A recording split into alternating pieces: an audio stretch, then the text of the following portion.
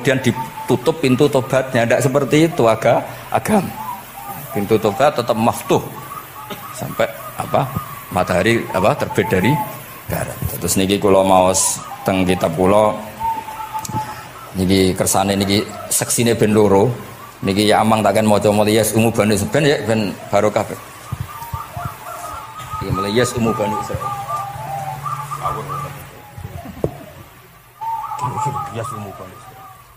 Benar. Bismillahirrahmanirrahim. Qala Musa yaz'umu banu Israila anni akramu 'ala Allah wa hadha akramu 'ala Allah minni. Zada al-Umawi fi riwayatihi walau kana hadha wahdahu hana 'alayya walakin ma'ahu ummatuhu wa hum afdalul umami 'inda Allah wa fi riwayati Abi Ubaidah. Nah, terus ini faqala Jibril hadha Musa qultu wa man yu'atibu qala yu'atibu rabbahu fika qultu wa yarfa'u sawtahu 'ala rabbih qala inna Allah قال إن الله قد عرف له حدته وفي حديث ابن مسعود عند الحارث وأبي يعلى والبزار وسمعت صوتا وتذمرا فسألت جبريل فقال هذا موسى قلت على من تذمره قال على ربه قلت على ربه قال إنه يعرف ذلك منه. Ini yang terakhir barokahnya kitab Bukhari juga kita maklumi ya, meskipun sifatnya hanya maklumi. Kalau ada orang satpam, macak satpam sholat, petugas SPBU ketika dengan seragam SPBU gini apa? Sholat. Meskipun kita yakin berpakaian ahsanil ahwal, kados jubah, amamah itu sunat. Kita yakin seyakin-yakinnya. Tapi barokahnya Imam Bukhari, kemudian kita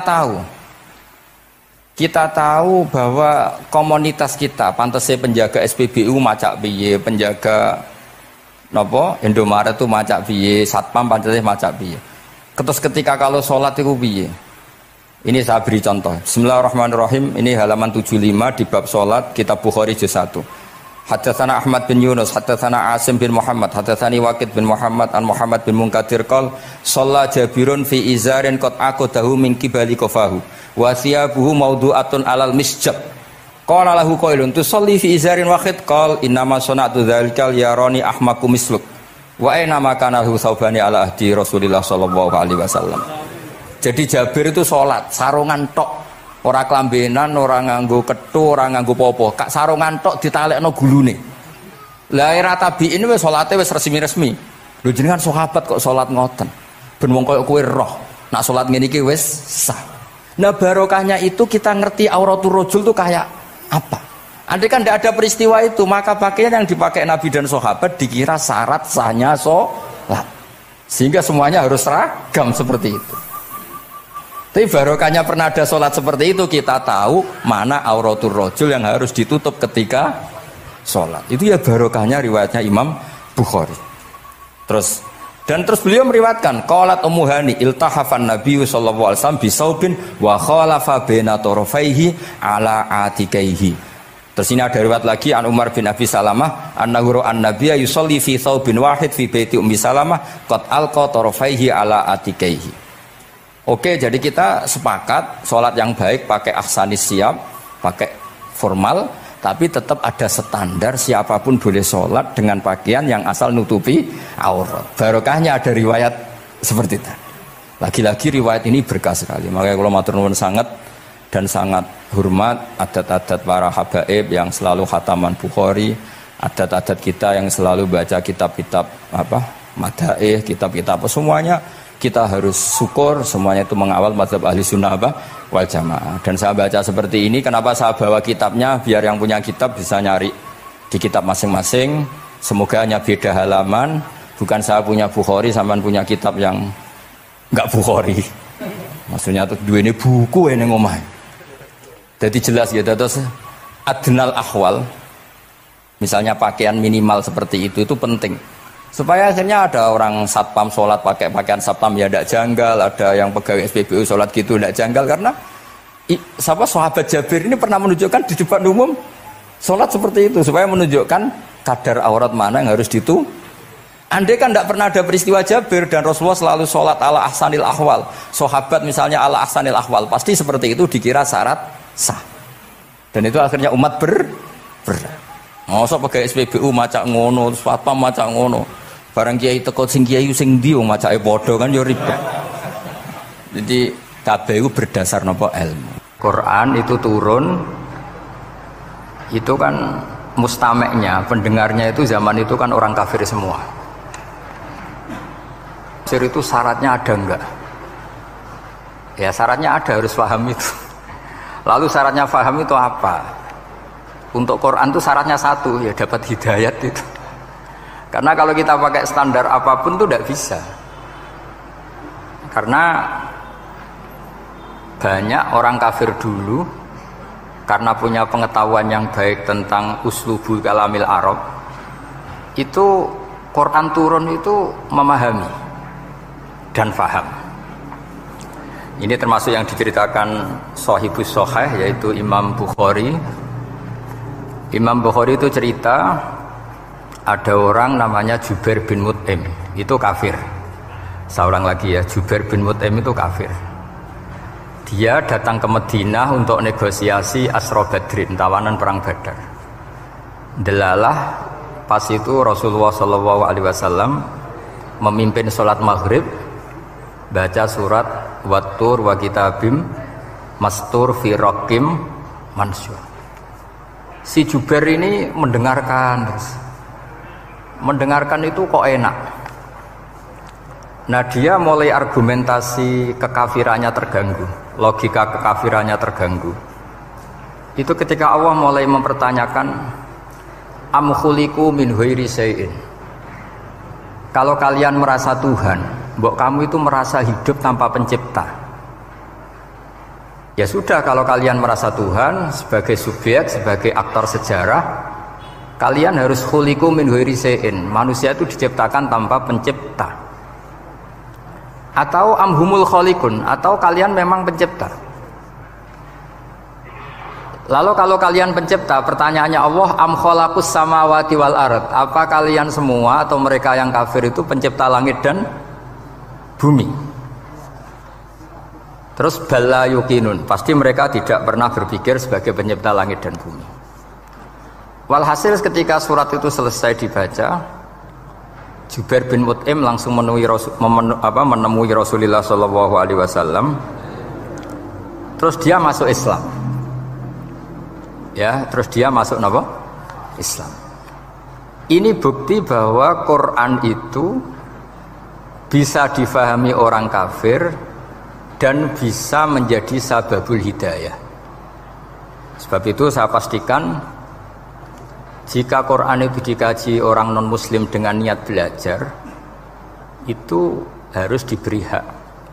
Wa in ahadum minal musyrikin astajaroka fa'ajirhu hatta yasma'a kalam Allah summa ablihu ma'manah. Jika ada orang kafir minta akad aman supaya dia bisa belajar Quran, harus diberi hak. Karena awal-awal Quran itu saking fasohahnya, saking jameknya, saking jelasnya, bahkan aslama Umar mergo bistimaihi atau bisamaihi ayat Al-Quran. Wa kadzalika aslama Jubair bin Mut'im juga ketika mendengar ayat Quran. Pertanyaannya kan, dia ketika mendengar itu muslim apa masih kafir? Masih apa? Kafir. Dan aslama setelah mendengarkan ayat apa? Quran. Ya, ini nanti saya terangkan secara logika mukjizatnya. Terus ini sekaligus pamit kalian pengurus menara, juga utamanya Pak Najib, ya Haji Najib. Saya akan suasananya ngaji seperti ini, dan insya Allah selalu pakai Bukhari di bab Fadhailul Quran atau Mukjizatul Quran. Nanti setelah niki do ngopi mulai uteke itu merap. Neng Jawa itu ribet, niki cara disiplin ngaji wis kriminal. Kok ono kopi ono ngaji, mesti wong eling kopi sih. Sajane cara disiplin ngaji kriminal. Tapi wong niki boten disiplin dadi pun kula waca nggih. Bismillahirrahmanirrahim. Ini cerita Islamnya Jubair bin Mut'im. Ya, di Bukhari saya juz 3 halaman 193, kalau di Fathul Bari juz 9 halaman 583. Ini nanti ngaji sampai jam 3. Nanti jadi kalau jam 3 top. Kau yang kerketok sampean seneng nganti jam 3. Nah kita ora paham nggih seperempat jam. Nggih, haddatsana al-Humaydi, haddatsana Sufyan, qala nggih qala haddatsuni 'ani Zuhri an Muhammad bin Jubair bin Mut'im an abihi. Qala sami'tu an-nabiyya sallallahu alaihi wasallam yaqra'u fil maghrib bit-tur. Falamma balagha hadhil ayat am khuliqu min ghairi syai'in am humul khaliqun. Terus am khalaqus samawati wal ard bal la yuqinun am indahum khazainu rabbika am humul musaytirun. Kada qalbi ayatiron. Kada meh-meh apa qalbi ate ingsun iku ayatira yen to terbang apa qalbi. Hampir hatiku itu hilang, nyaliku sebagai orang kafir itu hilang karena argumentasi saya kalah. Kalah itu ya kalah. Jadi karena Allah itu sangat rasional. Saya berkali-kali kalau ngaji bilang Allah itu zat paling fair, paling kalau boleh dibahasakan tuh ngajak kita sangat-sangat rasional. Saya berkali-kali ngaji bilang untuk menafikan Tuhan selain Allah itu Allah cara nantang itu sederhana sekali. Qul ara'aytum ma tad'una min dunillah aruni madza khalaqu minal ardi am lahum syirkun fis samawati. Kalau kalian punya Tuhan selain saya, kata Allah tidak apa-apa. Asal yang kamu tuhankan itu punya reputasi lah. Ketika aku bangun langit itu ya urun-urun tau apa. Melok gawe langit ora, urun semen ora kok melok jadi pangeran piye. Jadi aruni. Yang kamu pertuhankan Fir'aun Namrud ketika aku bikin bumi itu di mana? Kan tidak ikut. Tahu-tahu lahir di bumi, tahu-tahu sebagai Tuhan. Ini apa-apaan itu. Jadi aruni madza khalaqu minal ardi am lahum syirkun fis samawati. Jadi kalau kata Allah, ini yang pikirannya Jubair bin Mut'im, enggak apa-apa kamu tuhankan selain saya kata Allah, tapi am khalaqus samawati wal ard. Apa Lata Uzza Hubal punya reputasi menciptakan langit bumi. Enggak kan bal la yuqinun. Lalu Namrud, Fir'aun dan sebagainya am khuliqu min ghairi syai'in. Apa mereka itu lahir sendiri tanpa pencipta? Enggak juga kan? Nah, logika-logika itulah yang menjadikan Jubair bin Mut'im, Sayyidina Umar, Khalid bin Walid banyak yang menjadi masuk napa? Islam. Tapi logika yang dibangun Quran ini kita sudah mulai lupa. Karena tadi surat iki kasihate ngene, sakake Quran. Waqiah mari di duwe, Ra'at nyepet wong mati kan sudah kasihate itu sudah. Jadi bayan arah mati-mati diwacana surat napa? Ra'at. Dia lupa secara fikih itu hukumnya gimana itu? Apa qatil enggak itu? Ada orang mau mati tidak mati-mati, kamu bacakan Ra'at langsung mati. Ini pembacanya ini qatil apa enggak? Ini harus dibahsul masail di Masjid Menara. Karena sebelum dibacakan Ra'at itu enggak mati-mati, setelah dibacakan mati. Ini kategorinya itu qatlun amdul khata apa khata sibul khata apa. Jadi Quran itu menjadi hilang mukjizatnya kalau kita terus ngomong khasiat ya. Waqiah terus mari di duwe. Ra'at nyepet nawang napa? Mati. Terus surat Baqarah itu mari tolak napa? Apa terkenalin? Tolak santet ya? Ya sebetulnya enggak apa-apa tapi yo sakake Qur'ane lah, jangan ya tetap fungsi dasar Quran ya dabaru napa? Ayat. Mungkin kalau terangkan. Di sini kada qalbi ayatira. Kula waos ya tengene Fathul Bari. Ka'annahu inzi'ajun inda sama'i hadil ayat atau inda sima'i hadil ayat. Kalau maca 2 kali karena kalau sampean di guru sing macane simak. Guruku maca simak Gus Bak sama tak waca ping pindho inda sama'i hadil ayat untuk inda sima'i hadil ayat. Li fahmihi ma'naha wa ma'rifatihi bima tadammanathu. Fa fahima al-hujjata fastadrakaha billati fi tabih. Wa dzalika min qawlihi am khuliqu min ghairi syai'in. Terus sampai am khuliqu al makna am khuliqu min ghairi khaliqin wa dzalika la yajuzu. Terus li anna ma la wujuda lahu kaifa yakhluq wa idza batalal wajhani qamatil hujjatu alaihim bi anna lahum khaliqan.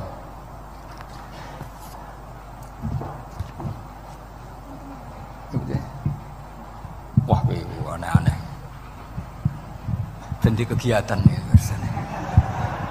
Lah semulang orang ngrungokno ora noto mix pokoke. Jadi Islam itu orang harus punya amilus sholihat. Jadi nak gak mulang yang ngrungokno, nak orang yang nonton apa? Islam itu gampang. Begini kalau terang nggih, mboten sing sampean kulino argumentasi Quran. Ketika Allah menafikan Tuhan selain dirinya, saya ulang lagi, ketika Allah ingin menafikan Tuhan selain dirinya, sebenarnya argumentasinya itu gampang sekali. Kita tahu di awal juz 6 misalnya qul ara'aitum ma tad'una min dunillah, ara'aitum di tafsir-tafsir akhbiruni. Coba saya kasih tahu ara'aitum gimana napa? Akhbiruni. Coba kasih tahu saya. Kalau mereka itu Tuhan apa reputasinya? Aruni, tunjukkan ke saya. Madza khalaqakum minal ardi. Ketika aku menciptakan bumi itu mereka urun apa? Fir'aun lahir di bumi, Namrud di bumi, Nabi Isa di bumi. Semua yang kamu tuhankan lahir di bumi. Lalu ketika bumi diciptakan kontribusi mereka itu apa? Mbok kalau yang merasa jadi Tuhan tuh mbok yo gawe lah urun gitu. Gampangane iku yo wong iku ana kualifikasine. Nek dadi kiai iku yo tau mutolaah. Tahu ngaji bafail macam-macam lah soalnya. Nak dadi wong sugih iku syaratnya ya diwarisan atau pekerja keras. Kan kabeh ono syarat. Maksud dadi pangeran tanpa kualifikasi. Dadi presiden yang menang di pemilu ini. Ini jadi Tuhan kok tidak punya reputasi aruni madza khalaqu minal ardi am lahum syirkun fis samawat. Kok jadi Tuhannya bumi ya reputasinya menciptakan bumi.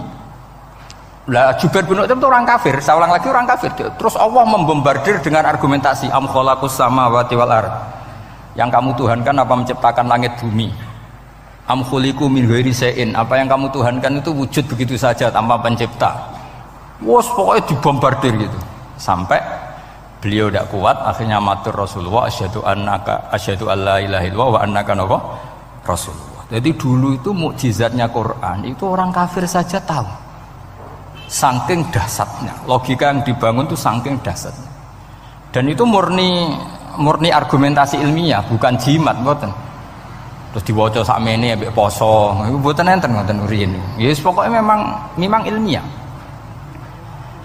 Saya punya sekian contoh. Sampean boleh nggak percaya, tapi kebangetan ora percaya.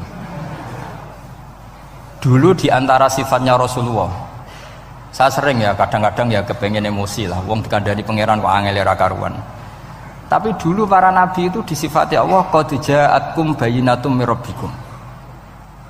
Orang-orang kafir dulu disalahkan Allah karena sudah ada bayinah. Bayinah itu kebenaran yang ketok welo-welo, begitu jelas. Sehingga Allah ketika mensifati kekasihnya yaitu Rasulullah SAW, itu status yang ditonjolkan Allah itu apa?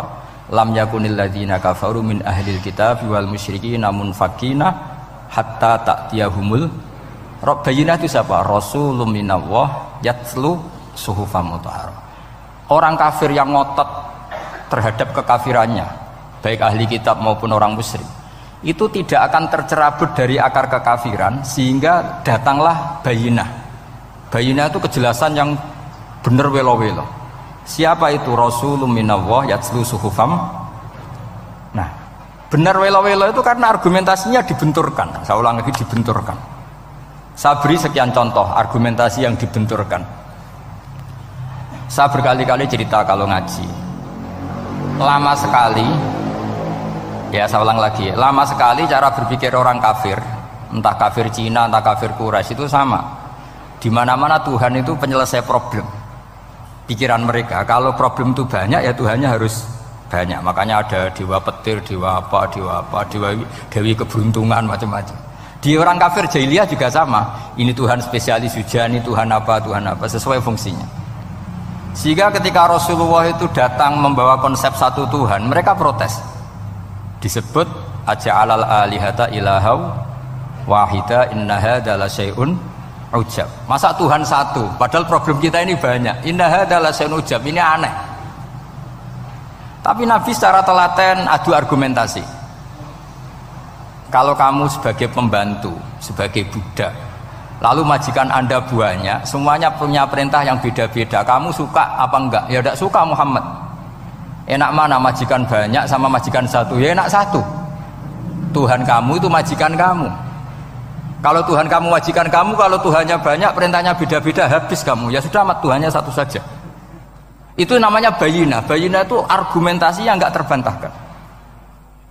Nah, itu yang disebut hatta ta'tiyahumul, itu disebut daraba wa mathalar rajulan fihi syuraka mutasyakisuna wa rajulan salamal lirajul hal yastawiyani masalah alhamdulillah. Jadi ketika mereka dijak argumentasi, oke mat, kalau majikan banyak itu gak enak, enak majikan satu. Wa rabbukum sayyidukum, Tuhan kamu itu majikan kamu, maka enak satu. Oke Muhammad, kita terima konsep itu. Alhamdulillah akhirnya mereka Islam. Nah sekarang enggak, berjuang ngamuk ya. Dijak logika itu rapati gelem. Nah, begitu juga tentang syirik. Saya berkali-kali kalau ngaji cerita, saya sebagai manusia mungkin atas nama hati saya sering tidak ikhlas, tapi atas nama ilmu itu saya ikhlas terus, nggak pernah ada ikhlas atas nama ilmu. Saya beri contoh, sampai aku pengen ikhlas permanen, meskipun aku sepotonganmu ya ikhlas, tapi ini kan latihan, jenenge latihan. Nah ini saya beri contoh, nanti setelah pulang ngaji ini pasti ikhlas, secara ilmu paling enggak. Ya saya ulang lagi secara hati itu roh hati banyak kepentingan lah jenenge hati. Lama sekali kita ikhlas mengatakan ini putih, ya kan? Kertas ini putih apa hitam? Putih. Kamu ikhlas gak? Ikhlas kan? Gak ada yang bayar kan? Kamu mengatakan putih kan gak bayar. Terus peci saya ini orang pasti sepakat ini hitam. Dan lama sekali orang mengatakan ini hitam tanpa ada yang gaji. Nah kenapa kita ikhlas? Karena memang faktanya ini putih, sehingga kita katakan putih. Peci hitam faktanya juga hitam, sehingga kita katakan. Pertanyaannya, kenapa ketika Allah kamu katakan Tuhan, kamu udah ikhlas? Padahal kamu mengatakan ini putih-putih, gak ada yang gaji juga mau. Alasannya apa? Karena ini fakta. Dia betul. Sekarang Allah Tuhan itu fakta apa enggak? Fakta. Loh kenapa untuk mengatakan Allah Tuhan kamu nunggu opah? Loh itu ngawur tau cara ilmu. Betul ngawur betul. Ngawur kan? Harusnya kalau mengatakan fakta itu yang ikhlas. Putih kita katakan putih, hitam kita katakan hitam, meskipun nggak ada yang bayar. Nah itu ilmu. Maka kalau kita dengan ilmu nyembah Allah mesti ikhlas. Ya Allah memang kau Tuhan ya tak sembah. Atas nama ilmu loh, saya ulang lagi, atas nama. Tapi kalau atas nama hati, Gusti nggih nyembah lah, Gusti nyuwun opah lah. Kalau ini kan maksudnya ku yo piye, jadi ribet. Makanya di bab fakta itu Allah ngendikan waman azlamu mimman abadani li jannatin aw narin laulam akhluq jannatan wala naron alam akun ahlan al-uto'ah. Siapa yang lebih zalim ketimbang orang yang menyembah saya yang karena takut surga atau ingin masuk surga atau takut neraka. Andaikan saya sebagai Tuhan tidak menciptakan surga atau neraka, apa terus saya tidak dituhankan? Umpama pangeran raga swarga neraka tetap pangeran to ora? Tetap pangeran kan? Jadi ilmu itu beda dengan rasa, ilmu itu pasti objektif. Nah, dulu saya ulang lagi, orang kafir itu dijak begitu itu mau. Sehingga ketika mereka Islam hari pertama saat itu juga langsung ikhlas karena logikanya permanen. Saya beri contoh ya. Orang kafir itu kan pernah nganggap fungsi Lata, Uzza, Hubal, Manat itu setingkat sama Allah. Padahal mereka oleh mereka dianggap syarik, dianggap setara, dianggap mitra, dianggap sederajat dengan Allah. Sehingga mereka diceritakan Allah balhum qaumu ya'dilun, mereka komunitas kaum yang menyamakan selain Allah dengan Allah. Padahal gak mungkin kan, selain Allah setara dengan Allah kan gak mungkin. Wiku dulu lan nerangno kangelane sak boleh. Cara gurune kuwi. Iki gurune Kanjeng Nabi Muhammad sallallahu alaihi wasallam. Iku nerangkan sekali itu orang kafir paham semua dan semuanya masuk Islam. Itu hebatnya bayinah hatta ta'tiyahumul bayin. Nabi cara nerangkan diajari Allah begini. Misalnya saya kerja keras, kemudian beli Innova. Ya, atau adol warisan beli Innova. Kemungkinannya kan kerja keras atau warisan. Utawa ngerayu mertua kelar tuku Innova, kemungkinan itu. Sing rodok dake itu jalur pintas ngerayu mertua.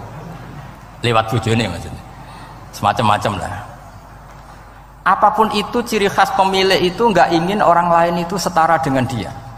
Kue kerja keras nabung puluhan tahun beli Innova, kemudian teman kamu udah ikut beli, cara menguasai Innova itu sama dengan kamu. Nak nyiler atau pamit atau bensin ini, sok enak ide. Kue mangkel gak kira-kira? Kamu punya rumah, sono wong mlebu slonang-slonong kayak pemilik, kamu mangkel gak? Mangkel. Nah, Allah cara membuat tamsil itu ya begitu. halakum mimma malakat aymanukum min syuraka'a fi ma razaqnakum fa antum fihi sawa takhafunahum ka khifatikum anfusakum.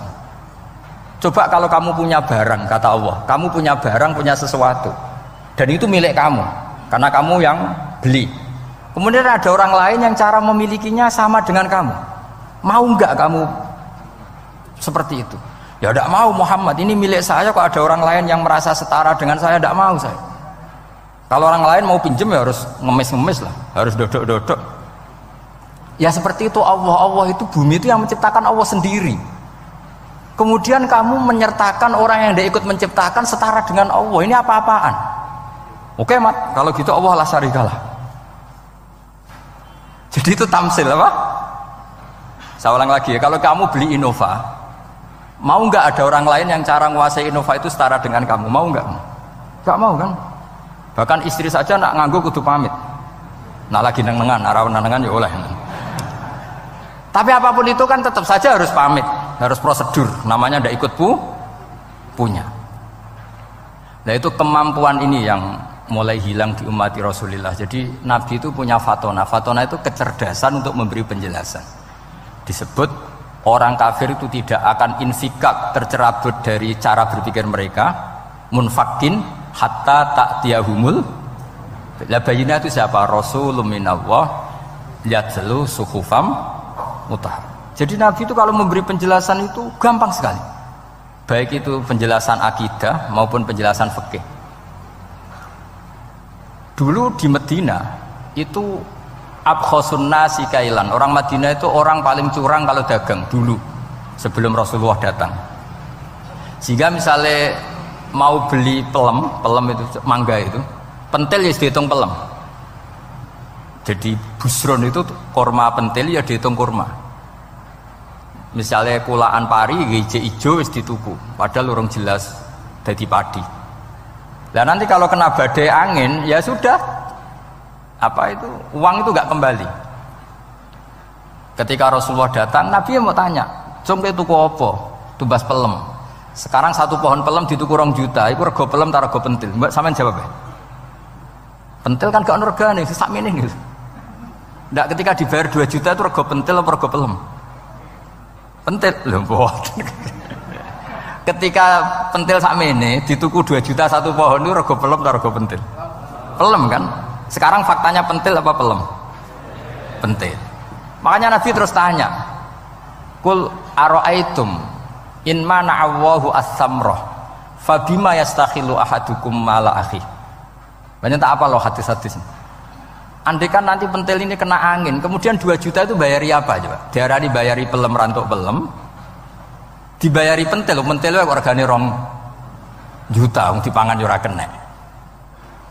Akhirnya wong Madinah sadar betapa buruknya sistem perdagangan mereka. Wong pentil kok diregani 2 juta. Semenjak itu ada fikih boleh jual pentil itu ba'da budui sholahiyah, setelah jelas-jelas jadi pelem. Paham ya? Dan Nabi cara nerangkan gampang, fabima yastakhillu ahadukum mala akhi. Lalu alasan halal itu apa? Kamu mengambil uang 2 juta atas nama apa? Atas nama pelem ya Rasul, di peleme. Atas nama pentil, mosok pentil regane 2 juta. Jadi akhirnya orang Madinah sadar semenjak itu tidak jual buah-buahan qabla budui sholahiyah, sebelum kelihatan berstatus napa? Samroh buah. Jadi Nabi itu orang yang kalau menjelaskan itu gampang sekali. Dulu itu Nabi pernah dibully orang Bedui. Nabi pernah ngendikan la adwa wala tiarota wala hamah, tidak ada penyakit menular. Ya ada orang Bedui itu iseng itu ya iseng. Ada unta gudiken, dijejero unta waras. Akhirnya sing waras melok gudiken. Si Bedui ya rada kurang ajar. Rasulullah ditimbali, ya rada kacau ngene. Alhamdulillah gak wong kudus nih. Ya Rasulullah, katanya engkau tidak ada penyakit menular. Ini onta ini tidak gudiken, tak jejeri yang gudiken ikut gudiken. Terus Nabi banget pinter ya.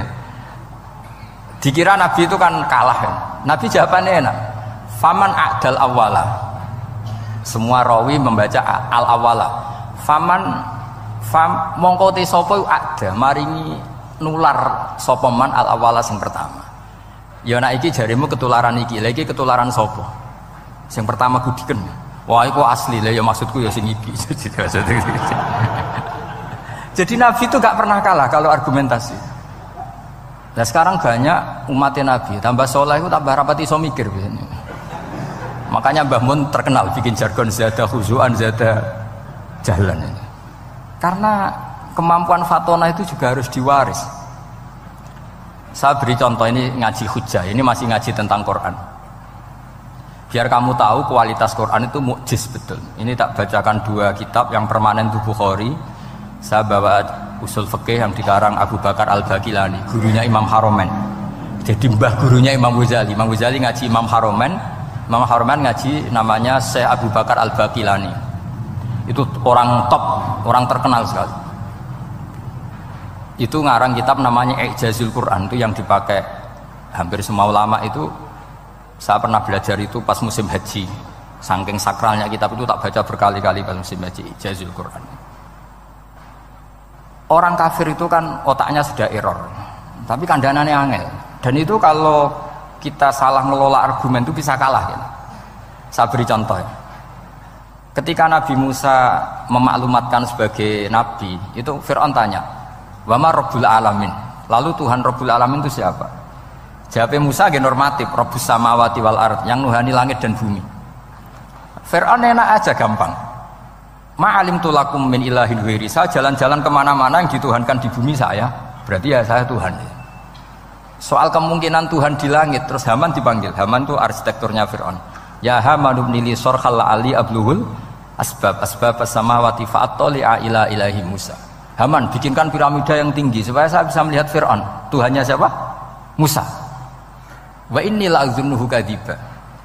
Diulang beberapa ayat. Ada wa inni la'adzunuhu minal kadzibin, itu ada beberapa ayat malah. Musa kan kaget. Oh ini nak piramida dadi Fir'aun munggah mesti ra roh pangeran. Wong sing aku nabi ora tau roh langsung pomene santri ta barang ora roh. Jadi kan Musa akhirnya bingung. Jadi misalnya munggah tenan mesti roh Allah. Padahal kata Musa, kata siapa Fir'aun? Ibnili sorkhal ali ablul asbab as-samawati fa'attali'a ila ilahi Musa. Kemudian saya bisa melihat Tuhannya siapa? Musa. Wah jare Musa, wah prono iki nak munggah tenan tetep ra roh Allah, jare Allah gak ono. Wong Fir'aun wis kadung geblek. Angger gak roh berarti gak ono. Apa yang dilakukan Nabi Musa? Beralih argumen. Saya ulang lagi, beralih argumen. Ya sudah, definisinya tidak seperti itu. Tuhan definisinya tak rubah. Rabbukum wa rabbu abaikumul awalin. Saya mengerani buyutem. Wah, itu langsung sak majelis separuh itu iman. Wah, ini nak Fir'aun pangeran, buyut-buyutnya ra ono pangeran. Karena pangerannya datang terlambat. Ini aneh, pangeran dhisik buyute piye? Mung buyute ra pangeran kok putune pangeran. Akhirnya Fir'aun langsung cara Jawa asemane wah entek. Nah, makanya kalau Syekh Nawawi ngendikan, kalau debat kok wis muring-muring wis ra ilmiah. Makanya terus Fir'aun la as'alannaka minal masjunin, tak penjara we. Dia sudah ada ilmiah lagi. Ketika Rabbus samawati wal ardi, Fir'aun masih berusaha ilmiah. Saya kemana-mana dituhankan fil ardi, maksudnya di bumi. Soal kemungkinan di langit, saya nanti bikin bangunan, mau lihat Tuhanmu Musa. Tapi ketika dipojokkan dengan Rabbukum wa rabbu abaikumul awalin, yang nuhani nenek moyang kamu, entek Fir'aun. Waduh, aku di bapak di mbah, mbahku ora pangeran kok putune pangeran. Berarti mbahku tanpa apa? Pangeran. Wah ribet nih. Penjara Musa, jadi emosi dia karena sudah nggak bisa debat sudah. Jadi semua nabi itu ciri khasnya itu punya kemampuan argumentatif. Makanya nabi itu harus fatona, harus punya kecerdasan. Dan itu juga yang dilakukan Quran ketika nafyu uluhiyati ghairillah, ketika menafikan bahwa selain Allah itu pasti tidak Tuhan. Ya tadi, kalau Allah itu punya pesaing sebagai Tuhan, ya namanya Tuhan, reputasinya ya aruri madza khalaqu minal ardi am lahum syirkun fis samawati. Mungkin kalau orang-orang tajwid hanya nekuni fis samawati tuni, itu fis samawati tuni, itu kan urusan tajwid ya. Tapi kalau kita yang ahlul makna itu nekuninya kalau merasa Tuhan itu mbok ya punya reputasi. Di antara reputasinya itu ikut menciptakan langit dan bumi. Nah dengan demikian namanya bayinah. Bayinah itu kebenaran yang ketok welo-welo. Sehingga orang kafir itu tidak bisa berbantah-bantahan lagi. Nah, ini disebut lam yakunil ladzina kafaru min ahlil kitab wal musyrikina munfakina hatta ta'tiyahumul bayinah. Bayinah itu siapa? Rasulun minallah yatlu suhufam mutahharah. Makanya orang kafir dulu itu matur nuwun tenan mbek Islam. Mergo qad ja'atkum bayyinatum mir rabbikum. Bayinah itu harus ada. Makanya kita sekarang harus sesering mungkin bikin bayinah. Misalnya begini, saya ini kan kiai. Kiai itu kan untuk menunjukkan bahwa yang paling membahagiakan itu sholat. Ya tersiksa kita itu kita kalau tidak sholat, kita tidak sholat. Ono kiai kok tersiksa radhi duwe, itu rapati kiai. Mergo berarti orang dadekno sholat itu himmah. Nah caranya gimana? Kita latih. Kita latih, misalnya begini tak, sampean tak latih. Nak sampean ora paham berarti ra kiai. Kudu paham. Nak paham berarti wis kiai. Suatu saat nanti kita di mahsyar itu kan perilaku kita disuting Allah, direkam. Video kamu itu direkam. Pas direkam kowe muni duit untuk duit girang, untuk bojo girang, untuk yang duniawi itu girang. Bareng bar salat biasa-biasa wae. Terus kita takoki pangeran. Jongke bar salat biasa wae, bareng untuk duit kok girang. Penting di duit mbek salat. Mau sini-sini wong, misalnya ketemu pangeran ngoten kan di sini-sini wong. Beda dengan Rasulullah. Rasulullah itu anggar radi sumpek nonton mloko ngator ngidul ngaron ngidul sampai ngendikan arifna ya Bilal, tolong saya kasih istirahat ya Bilal. Ketika Bilal datang ngetuk pintu, ya Rasulullah as-salat Nabi terus sempurna karena mau ketemu kekasihnya. Makanya ngendikan wa qurratu aini fis shalat, sempurna. Jenenge fis shalat itu sempurna. Saya berkali-kali ngaji bilang karena kenangan terbaik kita ketika ning donya yo tahu salat. Jadi nak disoteng pangeran, sebenarnya ketemu pangeran kan pantas. Ning donya tahu sholat, tahu sujud kan keren. Nah, hal-hal seperti ini itu harus dijelaskan. Sayyid Zainal Abidin itu nak sholat itu aslinya mau kepen 2 rakaat, sholat sunat mau kepen 2 rakaat. Tapi setelah sholat itu dia merasa ya Allah, matur nuwun jenengan kasih rezeki sholat, sehingga terus sholat lagi sebagai syukur diberi sholat 2 rakaat. Saking syukurnya sholat lagi itu nggak tahu akhirnya setiap hari itu 1000 rakaat. Dan itu dilakukan dengan keasikan yang luar biasa. Karena terus isin, aku jagungan mbek konco sak jame betah, jagungan mbek apa 8 menit entuk 20 rakaat itu isin nah. Itu ya duwe isin maksudnya ya. Iki cerita wong duwe isin, nek sing mboten nggih monggo lah wong niki pilihan, iki cerita mawon. Sampeyan aja takok, lha Gus iso nglakoni itu ora, gak sopan takok kiai, paham. Itu cerita mawon. Tapi saya bisa bayangkan perasaannya orang-orang soleh. Wong nak duwe isin itu jagungan mbek kanca wae asik. Padahal kanca iki ra jelas prospeke, cara dunya ora jelas, akhirat ora jelas. Lho iki jagungan mbek Allah kok kesusu, ini makhluk model apa kan? Hamba model apa? Lho Kanjeng Nabi itu sampeyan tak critani. Garwa paling disenengi Sayyidah Aisyah. Wayu perawan. Siddiqah gelare. Ini ku Sayyidah Aisyah saking kepingine dikumpuli Nabi niku nak Nabi salat malam niku turu ning ngarepe. Ya turu ning ngarep. Nabi ku mboten gaya kok sampeyan dinggon salat khusus mboten nggih salate nggih teng ngene sarine. Masane kan kada kaji-kaji sugih ana ruang salat. Ana sajadahe, ana tasbih komedi. Gaya tok. Kalau bolak-balik dolan wong sugih-sugih. Monggo kok sing nggon pesolatan. Wah iso ambu malaikat blas gak ono yakin. Gaya tok wis. Aku elek-elek yo gawa Quran mampu lah, ana malaikat ora mampu. Potongane wis 11. Nabi ku mboten nggih sederhana sing didamel qiyamul lail nggih sing teng kamare Sayyidah Aisyah niku. Niku Sayyidah Aisyah jarak tulu Malang. Lha niku yo ora dibeda mek Nabi nek mun kepengin salat nggih salat mawon. Nak pas qiyam niku pas berdiri Sayyidah Aisyah ndelojor. Jebule salate diterusno, pas Nabi badhe sujud, akhirnya kakinya ditekuk. Ngekeki ruang Nabi sujud. Akhirnya kenangannya Sayyidah Aisyah, akhirnya Nabi bilang ke saya, dari ini ata'abbadu li Rabbi, aku keizin Aku tak asik mbek pangeran. Fatarabtu hawa yali hawahu. Segelem ra gelem aku ngalahno kepenginku dikumpuli Nabi mergo demi senenge Nabi mbek pangeran. Iso sampean niku tahajud ngenteni nenengan mbek bojo. Wong bojo elek kok ninggalo tahajud iki. Ah, amit tenan jelas. Dane ora bojone ayu malah ra tau napa? Tahajud. Wis musibah tenan iki, wis musibah. Nabi ku garwane ayu, Aisyah. Lho niku mboten pas teng Sauda, lho pas teng Aisyah. Lho niku sing nyekseni nak Kanjeng Nabi jumenteng nganti mlentoh niku Aisyah. Dia agak tau mikir kok Aisyah. Lho jajal kete bojo ayu, kok bergak tahajud. Pas rukun lho ya, nak ra rukun agak tunggale, pas rukun. Lagi agak tau mikir wong ning Sayyidah Aisyah pas rukun qiyamul lail nganti separomat qadamahu nganti melentoh. Ketika dijawab, bukankah engkau sudah dimaafkan mata qaddama min dzambika mata akhir? Jawab Nabi, afala akunu abdan syakur. Kayak apa? Karena tadi ketika Nabi sholat itu asik. Siapa yang bisa menandingi keasikan seorang hamba dengan kekasihnya, yaitu Allah Ta'ala. Dan itu yang ditiru dzurriyyah-dzurriyyahnya kayak Sayyid Ali Zainal Abidin. Kan sekali sholat itu asik. Makanya ada wali ditanya, kamu masuk surga, Gusti wonten sholat mboten teng swarga. Nak mboten sadok mboten usah jare. Nek kowe mlebu swarga seneng kan hore ora usah subuh kan.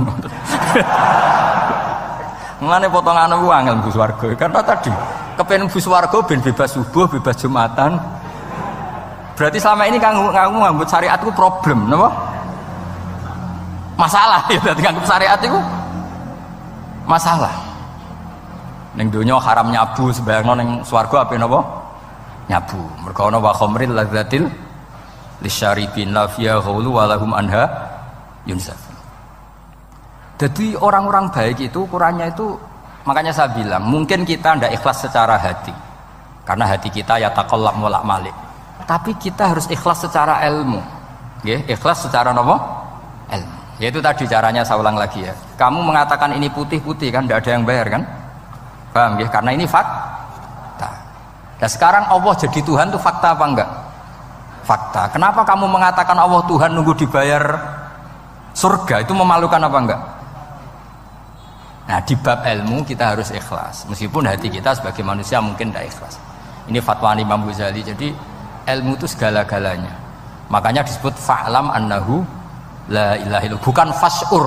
Fas'ur itu rasakan kalau Allah itu Tuhan, enggak, tapi fa'lam. Karena kalau rasa itu kan tawakal tok, orang mergawe ora di duit. Padahal pokoknya rasa itu kadang ya umat tawakal ya, kabeh ku pangeran. Tapi kadang-kadang tawakal tok orang mergawe ya kere. Iya, ujug-ujug mending ngono. Padahal ya Islam, kadang ya tamatan madrasah ngomong ngono. Karena hati sing ngomong ngono iku hati. Lisan kan hanya terjemahan, hanya penerjem. Tapi kalau ilmu enggak, ilmu tetap sadar. Enggak bisa sesuatu tanpa melibatkan Allah Subhanahu wa ta'ala. Terus kalau suwun niki ada napa? Makalah sing kula simpen napa? Akhirnya terus Jubair bin Mut'im niku masuk Islam karena logika yang dibangun oleh surat At-Tur ya, itu tidak meninggalkan logika yang selama ini dipakai, yaitu menuhankan Lata, Uzza, Hubal dan sebagainya. Terus Allah bertanya, yang kamu tuhankan itu apa reputasinya? Am khalaqus samawati wal ard, apa pernah menciptakan langit bumi? Seterusnya dan seterusnya.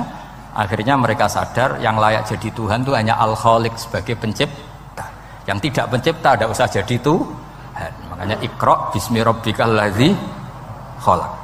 Ya sama ya, Yuhannas u'budu rabbakum. Rabbakum siapa? Alladzi khalaqakum. Jadi syarat pertama jadi Tuhan itu satu, harus berstatus Al-Khaliq sebagai pencipta. Nah, padahal kalau sebagai pencipta pasti selainnya itu nggak mungkin berstatus pencipta. Apalagi pencipta langit bumi, semuanya lahir di bumi. Nah, ini faqamatil hujjah. Kemudian argumentasi Islam ini begitu kokoh, dan ketika kokoh itu tidak akan terkalahkan. Itu disebut bal naqdhifu bil haqqi 'alal batil fayadmaghuhu fa idza huwa zahir. Makanya saya berkali-kali bilang ngaji Quran itu ya harus ada ilmu manteknya. Entah berapa kadarnya harus ada ilmu mantek. Saya beri contoh. Di Quran itu ada ayat, ya ada ayat yang bunyinya begini. Kebatilan, ya apa? Kebatilan. Itu diistilahkan Quran itu wa ma yubdiul batil wa ma yu'id. Saya ulang lagi ya. Wa ma yubdiul batil wa ma yu'id. Saya tasrif ya. Abda'a yubdi'u, memulai. Wa ma yubdi'u lan ora iso memulai apa al batilu barang batil. Wa ma yu'id lan ora iso kembali. Kebatilan itu tidak bisa memulai dirinya sendiri karena tidak pernah wujud. Kebatilan itu sesuatu yang nggak pernah punya eksistensi sehingga memulai dirinya aja tidak bisa. Misalnya begini, peci ini hitam. Pernah nggak dibenarkan orang yang mengatakan ini putih? Nggak pernah kan? Pernah nggak terjadi 2 ditambah 2 itu 100? Nggak pernah kan?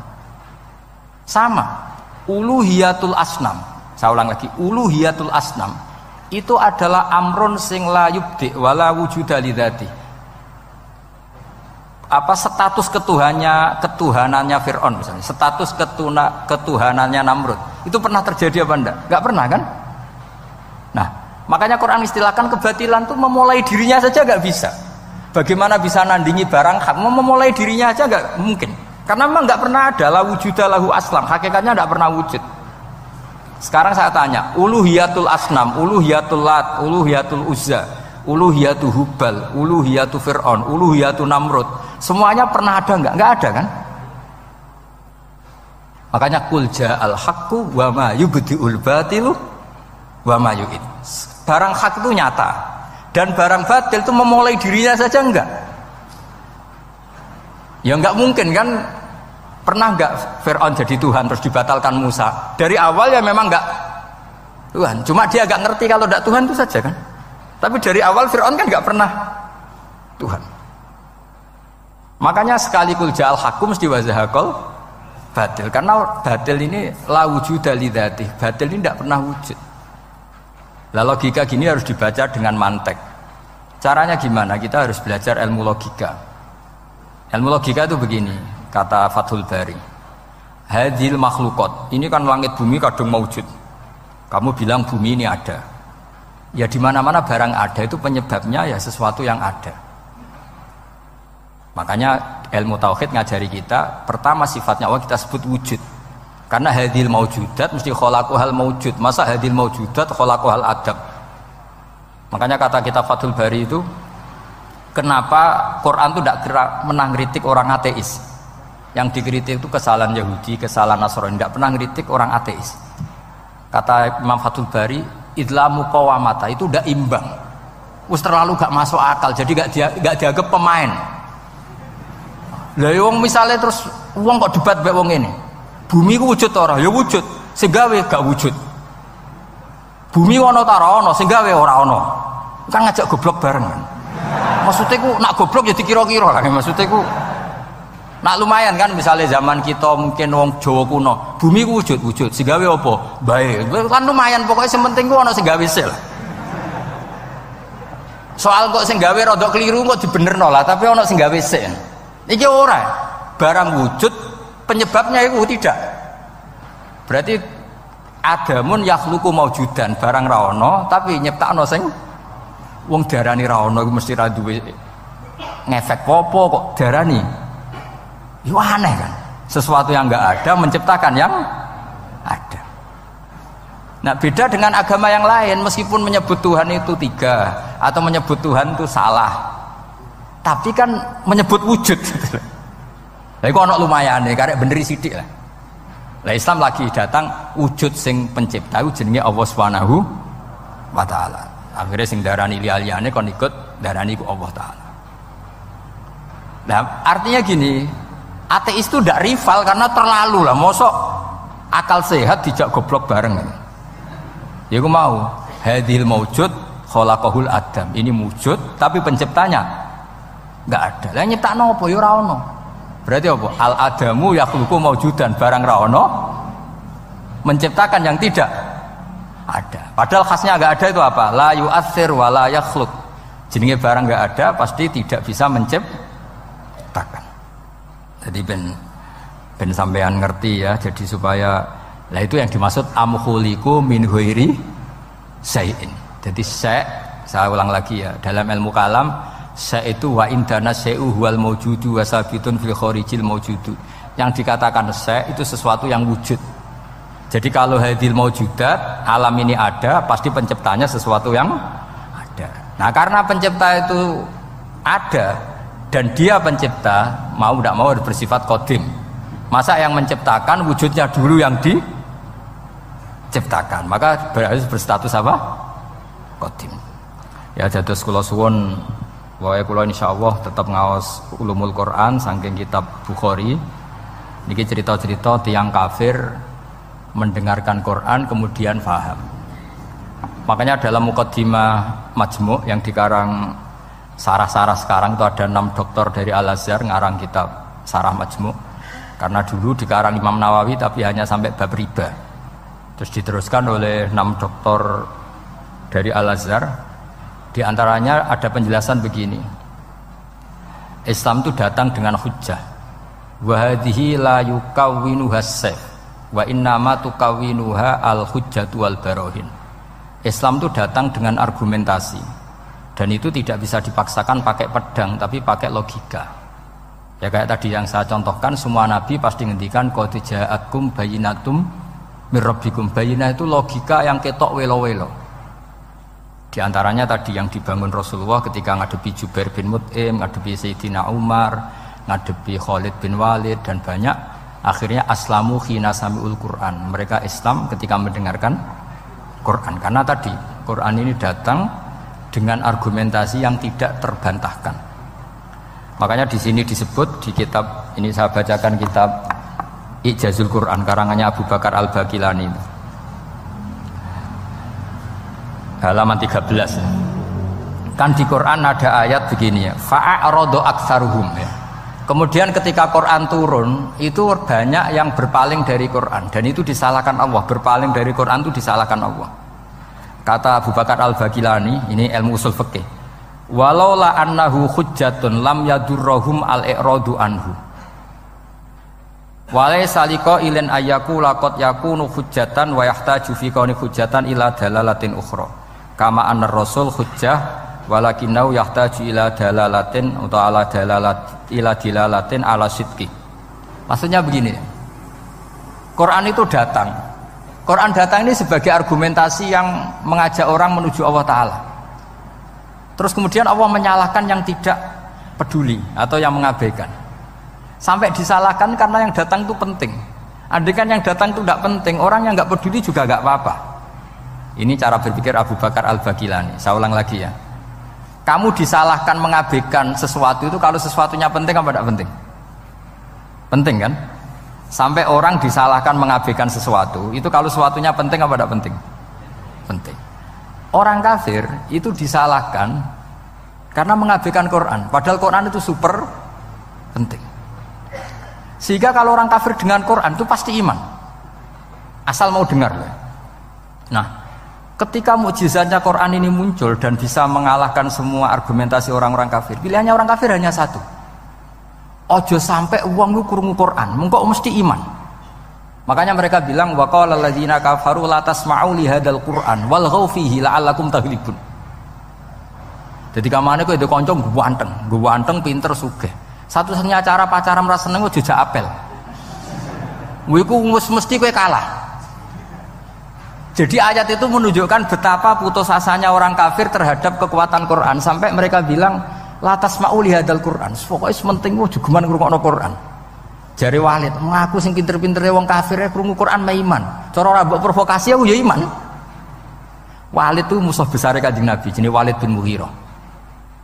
Niku diken ngomentari Quran disewa, cara sakniki disewa.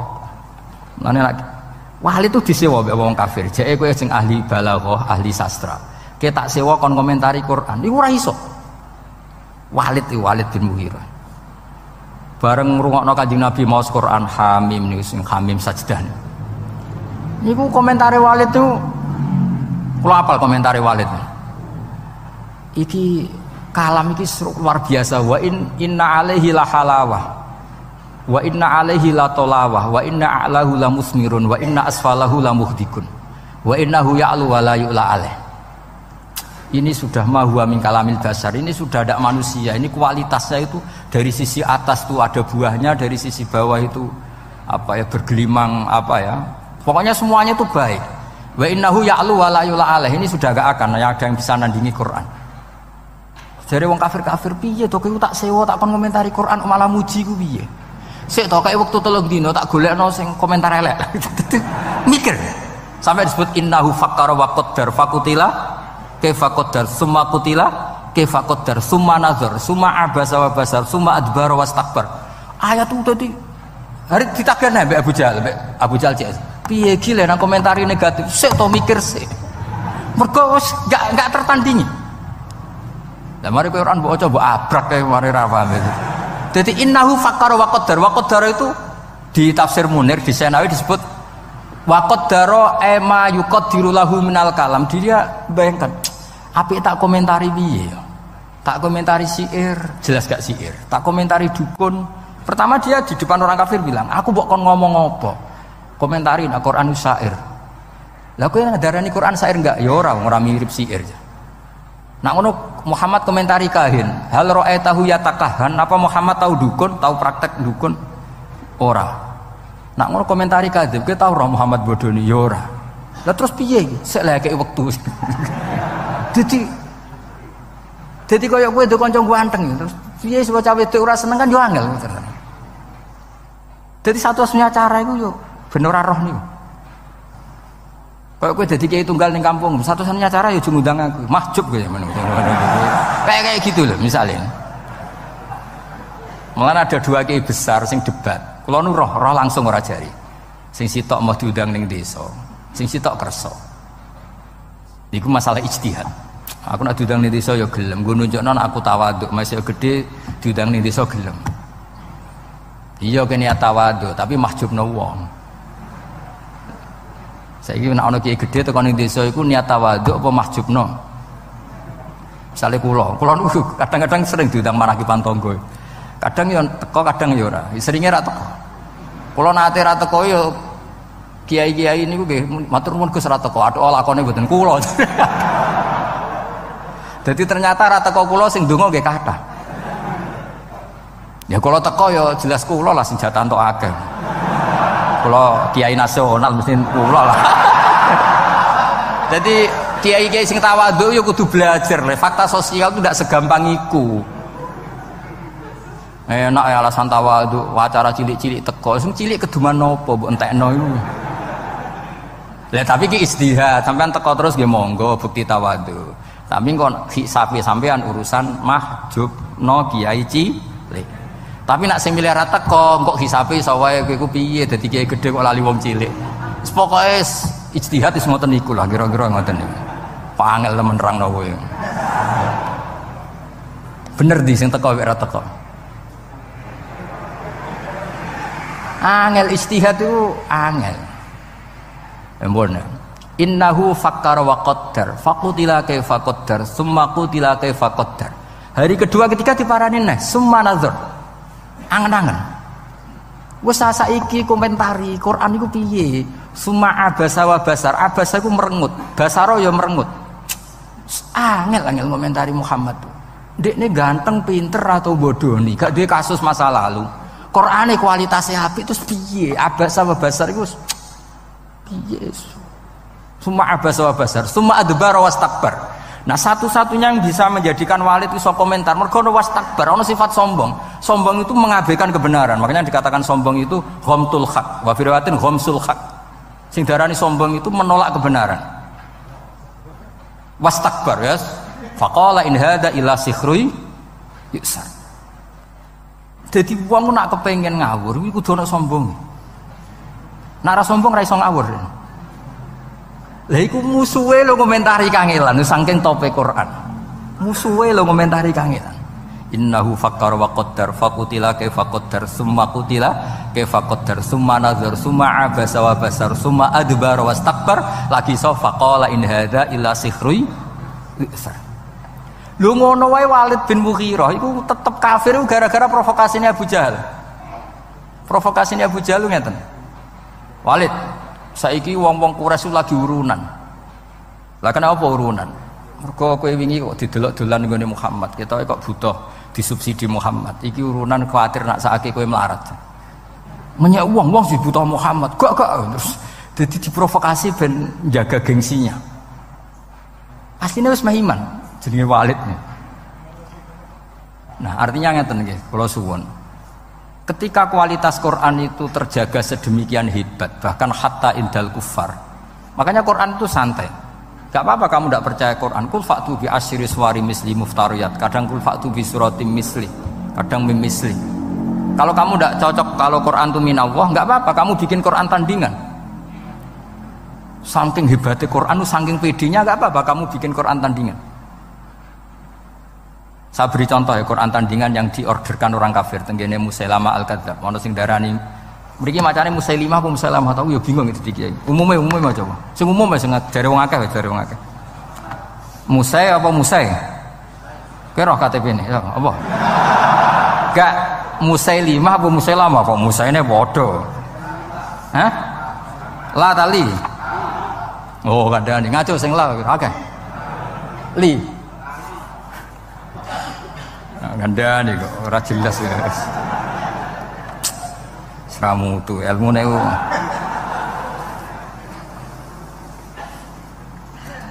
Gini bandingkan ya, ini cerita-cerita. Saman roh omongane Musa apa ya? Musa lama Musa lima. Sing umum ya, sing umum. Lah ya sanad umume wong Musa lama. Tapi nak semua Musa lima ya ora apa-apa karena itu gak jelas KTP ini ya ora jelas namanya ora jelas. Saya beri contoh ya misalnya wadzariyati dzarwa falhamilati wiqra faljariyati dzariyat itu kekuatan yang kayak atom. Dzarrah itu atom. Mesti kekuatan yang dahsyat ini bisa falhamilati wiqra, bisa menanggung atau menggerakkan apa saja yang berat. Faljariyati yusra sampai bisa menggerakkan kapal-kapal yang besar. Jadi sama-sama apa ya? Biasa kayak wadzariyati dzarwa falhamilati wiqra faljariyati yusra. Nah, ketika Musailamah ngarang Quran, saya ulang lagi ngarang Quran. Itu mau butuhe akhire tak. Mergo padha-padha wadzariyati wal mursalati terus akhire tak. Iku dipesenno ben nandingi Quran, tapi sing pesen kecewa.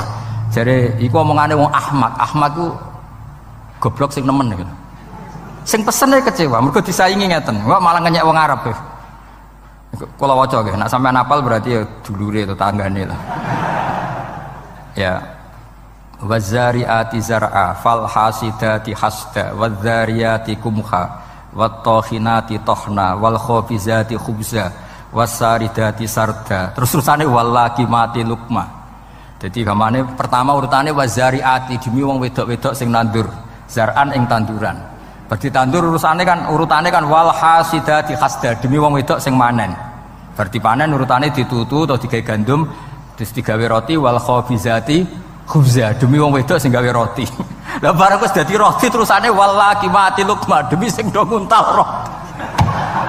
Lha sing pesen akhire lha iku apa-apa. Dadi mau butuhe padha tine lho wal mursalati wis pokoke wadariyati. Tapi terusane iku wazariati zar'a wal hasidati hasda. Terus wal khofizati khubza. Terus wal laqimati lukma. Laqimat itu sing nguntal, sing mangan. Jadi bar ditandur, dipanen, digawe roti, diuntal. Jare wengsun, oh malah ngajak goblok bareng. Dadi sing pesene kecewa. Jadi gampangane iku wong nandingi Quran iku serang ora iso. Nah, terus ini contoh-contoh. Fa amma kalamu Musailamah al-Kadzdzab wa ma za'ama annahu Qur'anun fa huwa akhassu min an tustaghala bi. Itu sesuatu yang enggak penting kamu lawan lah. Karena orang tahu kalau itu benar-benar gak mutu. Terus kata Abu Bakar Al-Bagilani, ini tak beri contoh. Wasyati wa alwaniha wa ajabuha sauda wa albanuha. Jadi demi kambing dan warnanya, dan paling mengagumkan itu kambing hitam karena susunya tetap putih. Aduh ribet. Jadi sarap lah, soalnya sarap lah. Ya wasyati wa alwani. Jadi niru itu, niru itu. sebuti wasamsi wa duhaha wal qamari terus wan nahari idza jallaha wal laili idza dekne oleh niru itu wasyati wa alwaniha wa ajabiyas sauda wa albaniha wasatis sauda supaya walhasil wedhus iku mengagumkan apa meneh sing ireng mergo susune tetep kacau. Nah ini cerita bahwa Quran itu pernah ditandingi itu yo seru tenan sih. Nganti nyewa nopo? Nyewa pengarang nopo? Quran. Terus saingannya alam taro. Saingannya nopo? Alam taro kaifa fa'ala rabbuka bil khubla. Akhraja minha nasamatan tas'a min baini sifakin wa hasya. Jadi delok le wong-wong meteng. Cek hebat ya wong meteng. Gara-gara meteng lahirno nasamatan tasang kok anake do playon wis lahir. Padahal wis pokoke ora karu-karuan. Terus terus kowe diwahyoni apa Musailamah? Annallaha khalaqan nisaa afwaja wa ja'ala rijala lahunna azwaja. Kowe entuk wahyu apa Musailamah? Aku entuk wahyu annallaha khalaqan nisaa afwaja. Allah gawe wong wedok iku macam-macam. Gelombang-gelombang wajah ala rijal lahuna azwaja gawe wong lanang ku dadi pasangane terus fanu li jufihinna soal hasil akhire sing lanang mau ngleboni ilajan summa nukhriju idza syi'na ikhraja dadi walhasil kowe ku wajo apa gawe wong wedok iku afajan terus digawe wong lanang dadi azwajan wis dadi azwajan nglakoni ilajan ngerti to kemanane wong ahli ilajan niku. Nah iso ana ilajan terus dadekno duwe anak ikhrojan. Paham ya? Fayuntijna lana sikholan litajan. Soale walhasil akhirnya sing pesen wis kecewa wis ra waras iku. Jadi dulu itu bandingkan dengan alam taro kaifa fa'ala rabbuka bi ashabil fil.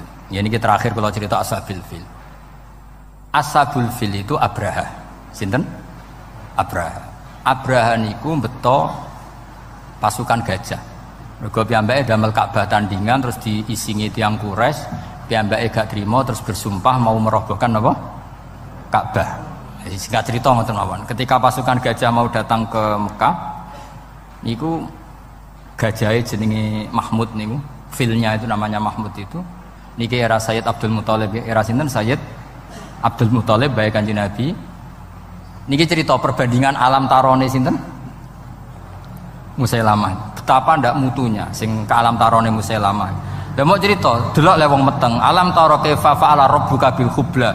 Akhraja minha nasamatan tas'a sak terusin. Nah bareng Sayyid apa jenenge Abraha dugi perbatasan Mekah. Niku ngrampas untane Abdul Muthalib. Kila jumlahnya 100. Untane Abdul Muthalib dirampas.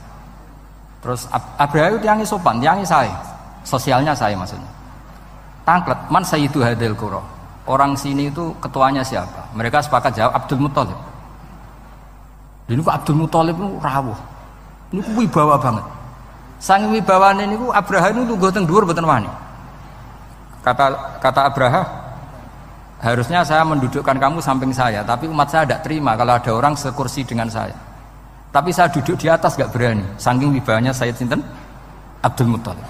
Ya karena ya piye-piye ada sisanya sisa nurnya Muhammad sallallahu alaihi wasallam. Akhirnya lu teng isor bareng. Kila podo-podo ngadeg-ngadegan. Pokoknya saking. Dan niku lucu. Wah gue geger Mekah geger karena Ka'bah itu sentral mau dirobohkan siapa? Abraha. Ini Abdul Muthalib itu santai. Saya datang ke sini mau merobohkan Ka'bah. Kamu tidak usah ngelawan, pasti kalah. Saya tidak punya kepentingan lain, hanya ingin merobohkan Ka'bah. Kalau kamu tidak ngelawan ya tidak tak bunuh. Bilangin kaum kamu supaya tidak melawan saya. Bareng merobohkan Ka'bah aku mulai. Mergo aku gak terima Ka'bahku diusingi wong Quraisy. Terus Abdul Muthalib lucu, tiang ini lucu ya, wajan lucunya wong soleh. Sementing ngontakku satu sebalekno sik, gak usah bakas Ka'bah ya. Wah itu Abraha kagetnya bukan main. Kuwaget. Saya ini orang yang tahu bahwa Ka'bah itu dinu kawadinu abai. Ka'bah itu sentral agama kamu dan agama mbah kamu. Kamu tidak bicara Ka'bah malah bicara unta. Getun aku hormat kowe aja. Tak kira kowe wong religius, ternyata bakasane donya. Jadi Abraham, ya ono takdim getun ya ono.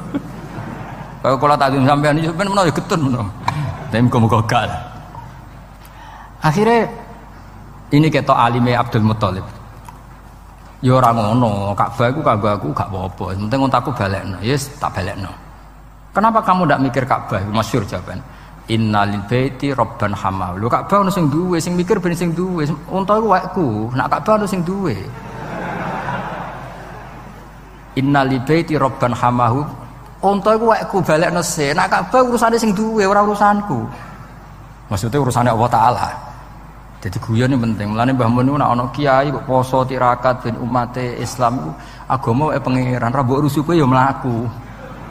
Nek cara Mbah Mun kan ngoten. Mulane wali songo kapundhut kiai ini proposal ya mlaku mawon agamane pangeran. Kiai klira-kliru lah niku Islam kita tetep mlaku pancen agamane pangeran. Ayo berapa ustadz dan guru yang punya kasus proposal? Agama nggih mlaku. Ana kiai sing rontok klira-kliru agama ya mlaku. Pancen agamane pangeran. Ngene kula nek ape mati ora susah, nek aku ninggal agama piye ora piye-piye, ditinggal wali songo ora apa-apa, menawa ditinggal kiai-kiai proposal tambah ora apa-apa. Aneh-aneh kowe. Agamane pangeran. Singkat cerita terus Abdul Muthalib niku Sayyid Abdul Muthalib badhe ngambil untane terus tiang-tiang Quraisy iku dijak. Donga teng Multazam. Fa akhadha bi halaqatil bab. Ya kita tahu kan napa? Gandolan teng Ka'bah kan bentuke bunder. Apa namanya no? Handle no? Ini kan bentuknya bunder. Mulane disebut halaqatil bab. Dicekel oleh Abdul Muthalib. Terus donga. Ya Allah, di mana-mana yang namanya orang itu menjaga harta miliknya. Dan engkau yang punya Ka'bah ini, pasti engkau juga menjaga. Jadi walhasil Abdul Muthalib pakai hukum analogi, orang itu akan mati-matian mempertahankan yang dimiliki. Lah ini Ka'bah wae jenengan ya tugas jenengan ini. Wis ngono tok dongane. Bariku terus kaume dijak, ayo mara dhuwur gunung nang dzurma fa'ala rabbuna. Ayo mara gunung delok apa yang akan dilakukan Allah untuk melindungi Ka'bahnya. Wes akhirnya bareng ning dhuwur gunung, Abraha datang dan pasukannya, mereka menyaksikan burung ababil sing tarmihim bi hijaratim min sijil. Mana disebut alam taro ana to kira ningali. Mergo suku Quraisy saat itu semuanya menyaksikan. Kaifa fa'ala rabbuka bi ashabi. Jadi memang ayat itu tentang fakta sejarah di mana ahlu Quraisy itu menyaksikan ma fa'ala rabbuk bi ashabil fil. Terus disaingi mbek Musailamah, alam taro kaifa fa'ala rabbuka bil khubla akhraja minha nasamatan tasa. Ya anggere wong meteng yo nglahirno le dul. Bocah kok goblok ngono gak malu. Dadi malah iki cerita maksud iku ben sampean ngerti lah ben. Ya jadi kalau suwon maos Quran niku wonten maos qiraatan, wonten maos tadabburan. Nah tadabburan nggih kados maos wau sing kula latih. Misale sampean maca juz 6 likur, kula nu sering nangisi pangeran. Dal pangeran itu ndak butuh kita. Tapi kadang-kadang nggih tak tangisi, maksud tak tangisi niku mboten perkara pangeran butuh kita itu ndak. Kok pangeran nganti nerangno. Saya pernah dicium sama orang miskin yang akut miskin betul. Itu tak ajarin Anda ini lebih hebat ketimbang orang-orang kaya. Misalnya gini, misalnya ada komunitas rektor atau kiai besar. Saya ini kata orang banyak termasuk kiai besar. Mungkin kalau pinjam uang itu karena mau beli mobil, aksesoris mobil, karena kita kiai top atau rektor atau orang-orang top. Kalau sesama orang miskin itu pinjem-pinjemannya itu urusan beras, itu urusan nyawa. Keren mana? Menyelamatkan nyawa sama aksesoris mobil. Nyawa. Jadi pahala kamu pasti lebih besar itu. Itu senengnya jadi orang miskin terus keterusan sampai sekarang. Oh itu, ya coba kalau menteri sama menteri, rektor sama rektor, kira-kira pinjamannya apa Pak Arso? Kan kalau mau beli mobil atau mau umroh VIP, pokoknya yang keren-keren. Kalau orang miskin pinjam karena apa? Makan kan, beras kan. Makanya kalau yang sedang miskin monggo lah, kalau ingin teruskan. Maksud saya Islam tuh seenak itu. Islam tuh segampang itu. Sudahlah yang sedang miskin ya keren. Karena sekali sosial tuh urusannya apa? Nyawa. Tapi kalau miskin semua ya Indonesia bisa tutup kan. Ya sudah yang kaya-kaya itu saya mengatakan Indonesia karena bayar pajak yang menjadikan Indonesia berjalan. Tapi ya dipakai yang benar. Nah, begitu seterusnya. Ada kiai miskin cerita ke kita. Terus enak jenengan alim, terus punya santri banyak, bisa ngajar di mana-mana. Saya bilang, hebat kamu. Dia hidup di daerah tertinggal. Itu yang diajarkan kan hanya tauhid. Kan nggak mungkin desa tertinggal baca fikih perbandingan madhab. Kan nggak mungkin. Kalau yang kayak Pak Fajar, Pak Sadali kan nggak mungkin. Fikih perbandingan apa? Madhab. Menyorot madhab dunia. Kayak engke-engke itu kan nggak mungkin. Tapi pertanyaannya, yang menyelamatkan masuk surga itu tauhid apa perbandingan madhab? Tauhid. Ini hanya mengajarkan fardu kifayah sunat-sunat. Ini Anda mengajarkan fardu ain. Surganya dulu kamu. Oh terus senangnya jadi kayak gitu. Karena yang diajarkan apa? Tauhid. Sementara kita yang gaya-gaya ini ajarkan perbandingan apa? Ada studi banding ke Al-Azhar kemana-mana. Ini enggak tauhid. Dari orang nyembah pohon jadi nyembah Allah Ta'ala. Keren enggak? Keren. Jadi terus kayak gitu sama saya senangnya bukan karena tak bela. Tapi ada yang agak kurang ajar tanya saya. Kalau itu hebat kenapa Gus gak mau jadi kayak gitu? Waduh. Wah ya repot kalau pertanyaan. Terus tak jawab, kalau saya jadi kayak gitu, kamu ngangsu ilmu dari mana coba? Ya dari jenengan, ya kalau sama gobloknya ada bisa. Ya sudah, Gus aja yang jadi kayak besar. Maksud saya, ya sudahlah kita begini seperti yang saya ajarkan di sini, saya sarankan. Supaya orang itu tahu. Nah, ini namanya diroyah, apa? Makanya kata Imam Ghazali itu kalau kamu ingin sopan gampang melihat anak kecil, gua aqallu minni dzamban, dia dosanya lebih kecil. Karena masih kecil kan tentu secara dosa enggak banyak. Kalau melihat orang yang tua, gua aktsaru minni ibadatan, dia tentu ibadahnya lebih banyak karena umurnya lebih banyak. Sehingga terus semua orang lain tuh di depan kita itu hebat. Ya semua orang lain sama misalnya Pak ini rektor, Pak Fathul Wahid rektor. Tanggung jawabnya lebih banyak, berarti pahalanya lebih banyak. Tapi sama, ketika melihat Nyon Sewu, melihat pegawainya yang secara lahir di bawahnya, ini tanggung jawabnya enggak banyak, pasti salahnya juga enggak. Itu yang diajarkan Rasulullah SAW, sehingga enak. Tapi kalau kita melihat orang lain selalu salahnya, itu pecundang. Allah saja tidak seperti itu kan, amal baik ya ada khairan, amal buruk ya ada saron, semuanya dilihat oleh Allah Subhanahu wa Ta'ala. Saya tuh punya teman Gus, agak beling, agak seenaknya. Dulu miskin. Wah itu seenaknya betul. Kayak kenal Tuhan sudah. Tak tanya, kenapa kamu seenaknya? 1 bulan tuh labanya bisa 200 juta sampai 500, sampai 1 miliar. Saya itu Gus, setelah duha itu perkembangannya bagus. Duha, sholat duha itu.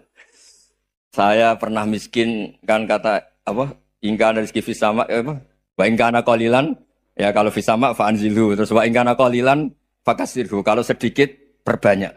Ini trennya sudah benar semua. Nah, wa ingkana haroman fatahirhu, kalau haram yang kau sucikan.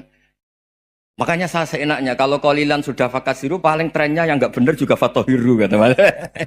Dia yakin kalau yang enggak benar-benar sudah disucikan Allah, karena yang lain-lain sudah dari miskin sudah kaya, qalilan sudah fakasiru, paling yang haroman juga sudah fatahiru gitu. Tak tanya, kamu kok tahu? Polanya sudah ada Gus, karena sang qalilan. Kamu sembrono sama Tuhan kok begitu kan?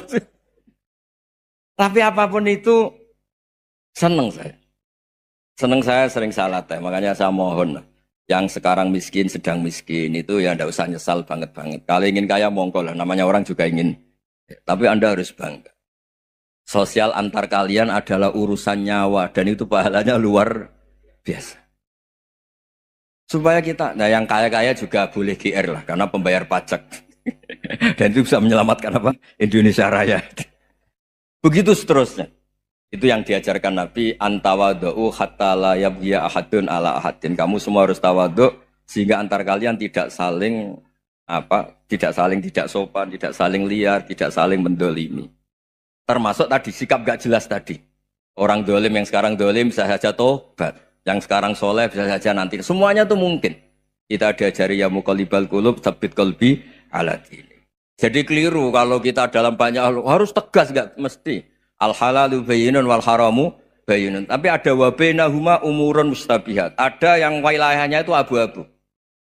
Misalnya ada perempuan cantik misalnya, contoh paling gampang. Kalau kamu ajari secara serius, kamu bisa saja tergoda jadi fitnah. Tapi kalau orang soleh nggak berani ngajarin, kemudian digunakan orang fasik, malah menjadi orang nakal, kita juga tanggung jawab. Kamu mau tegas gimana? Wilayahnya sama-sama mungkin. Wilayahnya sama-sama mungkin. Yang dekat pejabat mungkin terkontaminasi KKN. Tapi kalau pejabat nggak dekati orang soleh, punya perilaku yang nggak soleh, yang repot juga Indonesia kan? Nah hal-hal seperti itu kita tidak perlu ngambil sikap. Maksudnya nggak usah ngambil sikap, ya kita buktikan kalau milih satu madhab, kita buktikan semuanya lebih baik, semuanya lebih bermanfaat, semuanya lebih berperadaban. Karena nggak bisa dihindari wabena humain. Termasuk nyuwun sewu, saya mohon maaf sama mulai Pak Harso, Pak Lutfi sampai Pak Fathul Wahid. Saya ini termasuk kiai yang nggak suka dekat sama orang-orang top. Bukan karena hasud. Memang konstitusi kiai harus gitu lah, tamud dan na'inaika. Kenal orang lebih tinggi itu kan resiko. Misalnya saya kiai desa, mungkin punya keri tua sudah seneng, punya kijang tua sudah seneng. Gara-gara kenal Pak Wahid naik Kempri, waduh kok saya kalah itu. Kenal orang itu kan resiko. Mungkin dosen-dosen sini kalau kenal saya di Rembang juga resiko. Di sini gak ada cium tangan, melihat saya dosen, wah gak enak jadi dosen. Jadi memang harus dibatasin. Sekiranya mungkin orang terus, karena latamud dan nanawa, ainaika ilham. Kamu jangan sering melihat orang lain yang mungkin secara lahir dapat nikmat yang lebih tinggi timbang Anda. Kalau kamu gak bisa ngelola hati Anda bisa hasut, Anda bisa dengki. Paling tidak Anda bisa ada syukur. Saya itu sering didolani pejabat. Juga sering melihat pejabat di TV-TV. Naik mobil aja ada yang naikkan. Bahkan kalau wudhu itu anduk aja ada yang bawa. Itu kalau yang nggak kuat, weh naik jadi pejabat. Ya makanya terus konstitusi kiai itu mengatur, sudahlah. Mata kamu itu kamu batasin. Jangan melihat sesuatu yang potensi ya. Potensi menjadikan Anda tidak apa? Syukur. Jadi saya mohon, ini memang konstitusi saya sebagai kiai. Jadi saya, tapi di hati saya tetap akrab. Saya doakan semua untuk UI, untuk semua orang Indonesia kita doakan. Kita ingin semuanya tambah baik, tambah. Tadi katanya mau naik kelas ya. Kalau naik kelas dari rumah saya niatkan mari mengkaji diroyah. Diroyah itu melogikakan riwayat. Jadi misalnya kita sering dengar Rasulullah SAW sering ngendikan kalian masuk surga itu bukan hanya berdasar amal, tapi berdasar anugerah Allah Subhanahu wa Ta'ala. Oke, kita sepakat amal kita, perilaku kita, ibadah kita andaikan dikompensasi dengan nikmat yang Allah berikan tentu tidak seimbang. Untuk membayar itu saja sudah lunas. Jadi Anda semua tidak berhak masuk apa? Surga. Sehingga di beberapa riwayat dijelaskan ada orang yang 500 tahun ibadah, nggak pernah maksiat. Ditanya sama Allah, kamu masuk surga karena apa? Karena ibadah saya ya Allah. Ya sudah, surga kamu 500 tahun saja karena ibadah kamu 500 tahun. Ini cerita umur-umur orang dulu. Ya Allah katanya surga engkau ini selamanya. Ya kalau yang selamanya itu rahmatku. Kalau amal kamu terbatas ya surganya sesuai amal kamu ya terbatas. Ya sudah ya Allah, berarti masuk saya surga saya ini karena fadl engkau, karena anugerah engkau. Itu namanya apa? Diroyah. Diroyah itu satu kajian analisis di mana kita percaya riwayat, tapi kemudian punya logika, punya diroyah. Ini penting supaya tauhid kita ini kuat. Jadi dulu ada orang yang sangat cerdas, namanya Jubair bin Mut'im.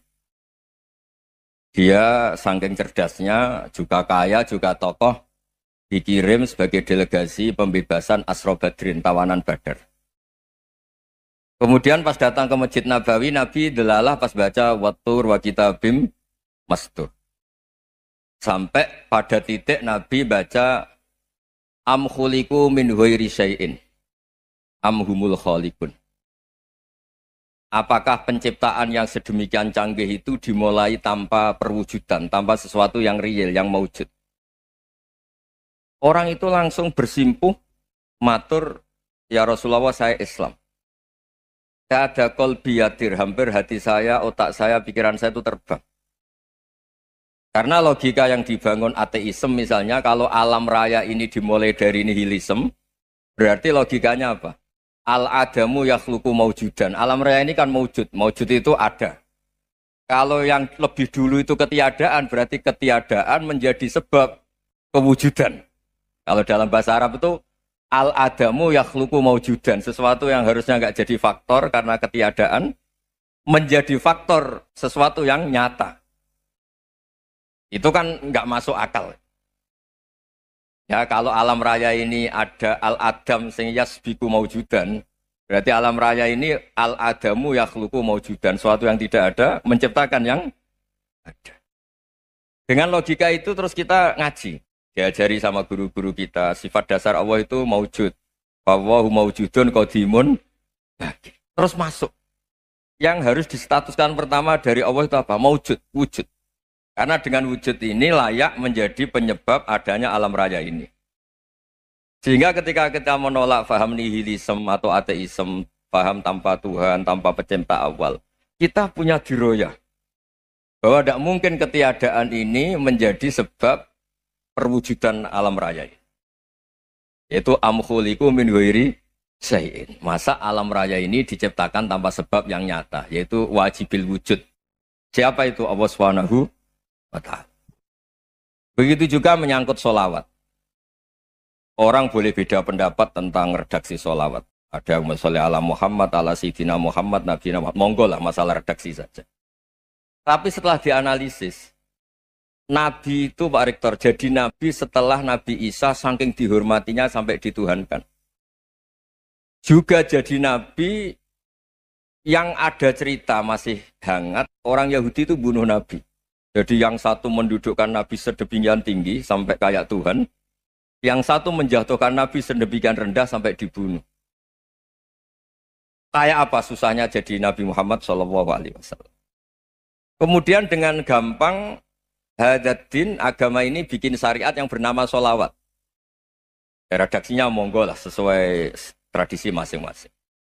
Allahumma sholli ala Muhammad, Allahumma sholli ala Sayyidina Muhammad, ala Nabiyina Muhammad, monggo lah. Tapi yang jelas redaksi ini kalau didiroyah dikaji, Allahumma itu Tuhan, Tuhan itu pemberi.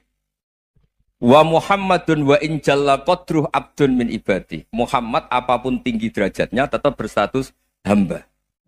Sehingga agama ini terjaga oleh syihotus sholawat. Agama ini terjaga oleh redaksi sholawat. Yaitu Allah tetap pemberi sebagai Tuhan yang enggak tersaingi, la syarikalah. Rasulullah Muhammad wa in jalla qadruh. Apapun prestasinya, bisa mi'raj, bisa apa saja, tetap seorang hamba yang butuh muhtajun ila rahmatih. Jika redaksi Allahumma sholli ala Muhammad ini mengukuhkan yang Tuhan tetap Tuhan, hamba pilihan tetap hamba pilihan. Tentu dengan redaksi ini kemudian kita mendudukkan Nabi benar-benar posisi terhormat. Yaitu orang yang paling berhak dapat askat tahiyat, mendapat penghormatan Allah paling tinggi, yaitu Rasulullah Muhammad SAW. Dan itu diulang-ulang oleh Allah. Subhanalladzi asra bi'abdi. Status hamba ini diulang. Lagi-lagi ini bernama diroyah. Bernama apa? Contoh ketiga misalnya fihi ayatum bayinatum maqamu Ibrahim. Dulu orang Yahudi itu ada diskusi masif. Syaratnya Nabi itu mbah-mbahnya harus Nabi. Harus keturunan Nabi. Kemudian semua Nabi rata-rata di Palestina, di Syam. Lalu Muhammadnya asal-usulnya dari mana? Tahu-tahu orang Arab kok Nabi. Padahal orang Arab itu dulu jahiliyah. Alhasil terus diceritakan bukti Muhammad ini turunan Ibrahim adalah ada jejak kaki Nabi Ibrahim di dekat apa? Ka'bah. Fihi ayatum bayinatum maqamu Ibrahim. Kalau Nabi Ibrahim pernah di Mekah, artinya beliau pernah meninggalkan turunan yang di Mekah. Yaitu bernama Nabiuna Muhammadun sallallahu alaihi wasallam. Itu disebut fihi ayatum bayinatum maqamu Ibrahim. Nah, itu namanya diroyah. Diroyah itu satu perilaku keseharian kita beragama, kemudian tahu logikanya. Yang keempat misalnya, mangkana yu'minu billahi wal yaumil akhir falyukrim apa? Jaro. Orang yang iman karena Allah dan Rasul, maka memuliakan tetangganya. Andaikan pakai hukum sosial, tentu kalau tetangga kita baik, kita baik. Kalau kurang baik, kok kurang penggawean kan gitu. Tapi dulu itu pernah ada seorang ulama itu dibully ya, dikerjain sama anak muda tetangganya. Pak Kiai datang ke rumah saya, orang ini datang. Kemudian setelah di rumahnya, saya tidak jadi butuh sama Pak Kiai, silahkan pulang. Itu Kiainya senyum menikmati. Dan itu terulang 3 kali. Dibully seperti itu, dikerjain terulang 3 kali. Lalu tetap Kiainya tuh asik, seneng sekali.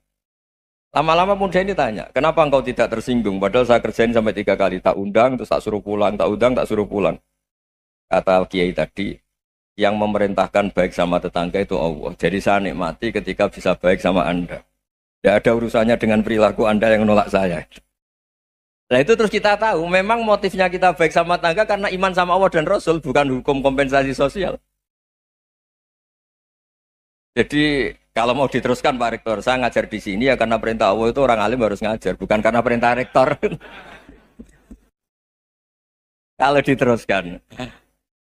Ya saya mohon juga gitu para dosen, para karyawan di sini kalau nggak khianat dengan UI itu karena takut sama Allah, jangan takut sama rektor. Kalau Anda baik juga karena Allah, jangan baik karena apa? Rektor. Bagaimanapun ya semua kita ini makhluk. Makhluk itu la yadurru wa la yanfa. Begitu juga melihat Indonesia. Melihat saya ini kan ikut di UI itu lama sekali ikut sama Profesor Zeni dari Profesor Zeni nulis tafsir. Mungkin Pak Hersoyo tahu banyak dulu, Pak Lutfi ya tahu banyak. Tapi saya memang nggak pernah terbuka karena ya memang nggak ingin sebenarnya. Kondisi ini kondisi darurat. Sehingga saya tahu cara berpikir Profesor Zaini, ya tahu komitmen beliau pada UI. Dan pendiri UI memang ya banyak yang dari tokoh NU, Muhammadiyah, dari tokoh-tokoh ormas yang lain memang didirikan banyak orang. Hingga UI memang nggak milik ormas apa tertentu. Dari satu sisi memang baik, nggak dikuasai ormas tertentu. Tapi nanti kalau keterusan ya nggak berbentuk. Ya sudahlah dikelola saja. Sambil-sambil jelas, sambil-sambil kadang nggak jelas. Yang penting ikhlas tadi. Karena kalau terlalu asobia itu jadi repot. Kita ini yang nekuni fikih itu tahu. Kalau tidak kuno itu madhabnya Hanafi. Kuno itu madhabnya Syafi'i.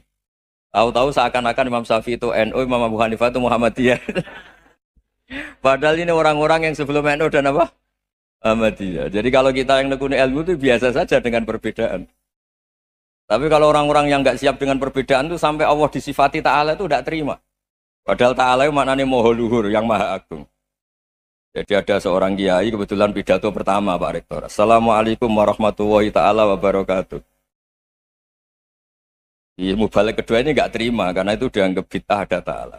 Hanya dia bilang Assalamualaikum warahmatullahi ta'ala wabarakatuh. Itu saking asobiahnya itu Allah ditambahi Ta'ala itu tidak terima. Padahal Ta'ala itu maknanya Maha Agung. Nah itu kan jadi repot kalau asobiah gitu. Kalau kita ngadepi perbedaan itu biasa saja. Karena kita mungkin bacanya banyak, lihat hal-hal seperti itu ya. Berkuahnya nggak jelas itu menjadi orang tuh bijak. Ini sekarang nakal, jangan-jangan nanti jadi orang baik. Yang sekarang baik, jangan-jangan suatu saat jadi tidak baik. Semua orang introspeksi. Nggak ada jaminan kalau kita sekarang baik akan baik terus. Nggak ada jaminan kalau kita sekarang buruk akan buruk terus. Sehingga terus banyak kiai-kiai bijak itu memang lahirnya nggak tegas. Tapi nggak tegas itu yang menjadikan bijak.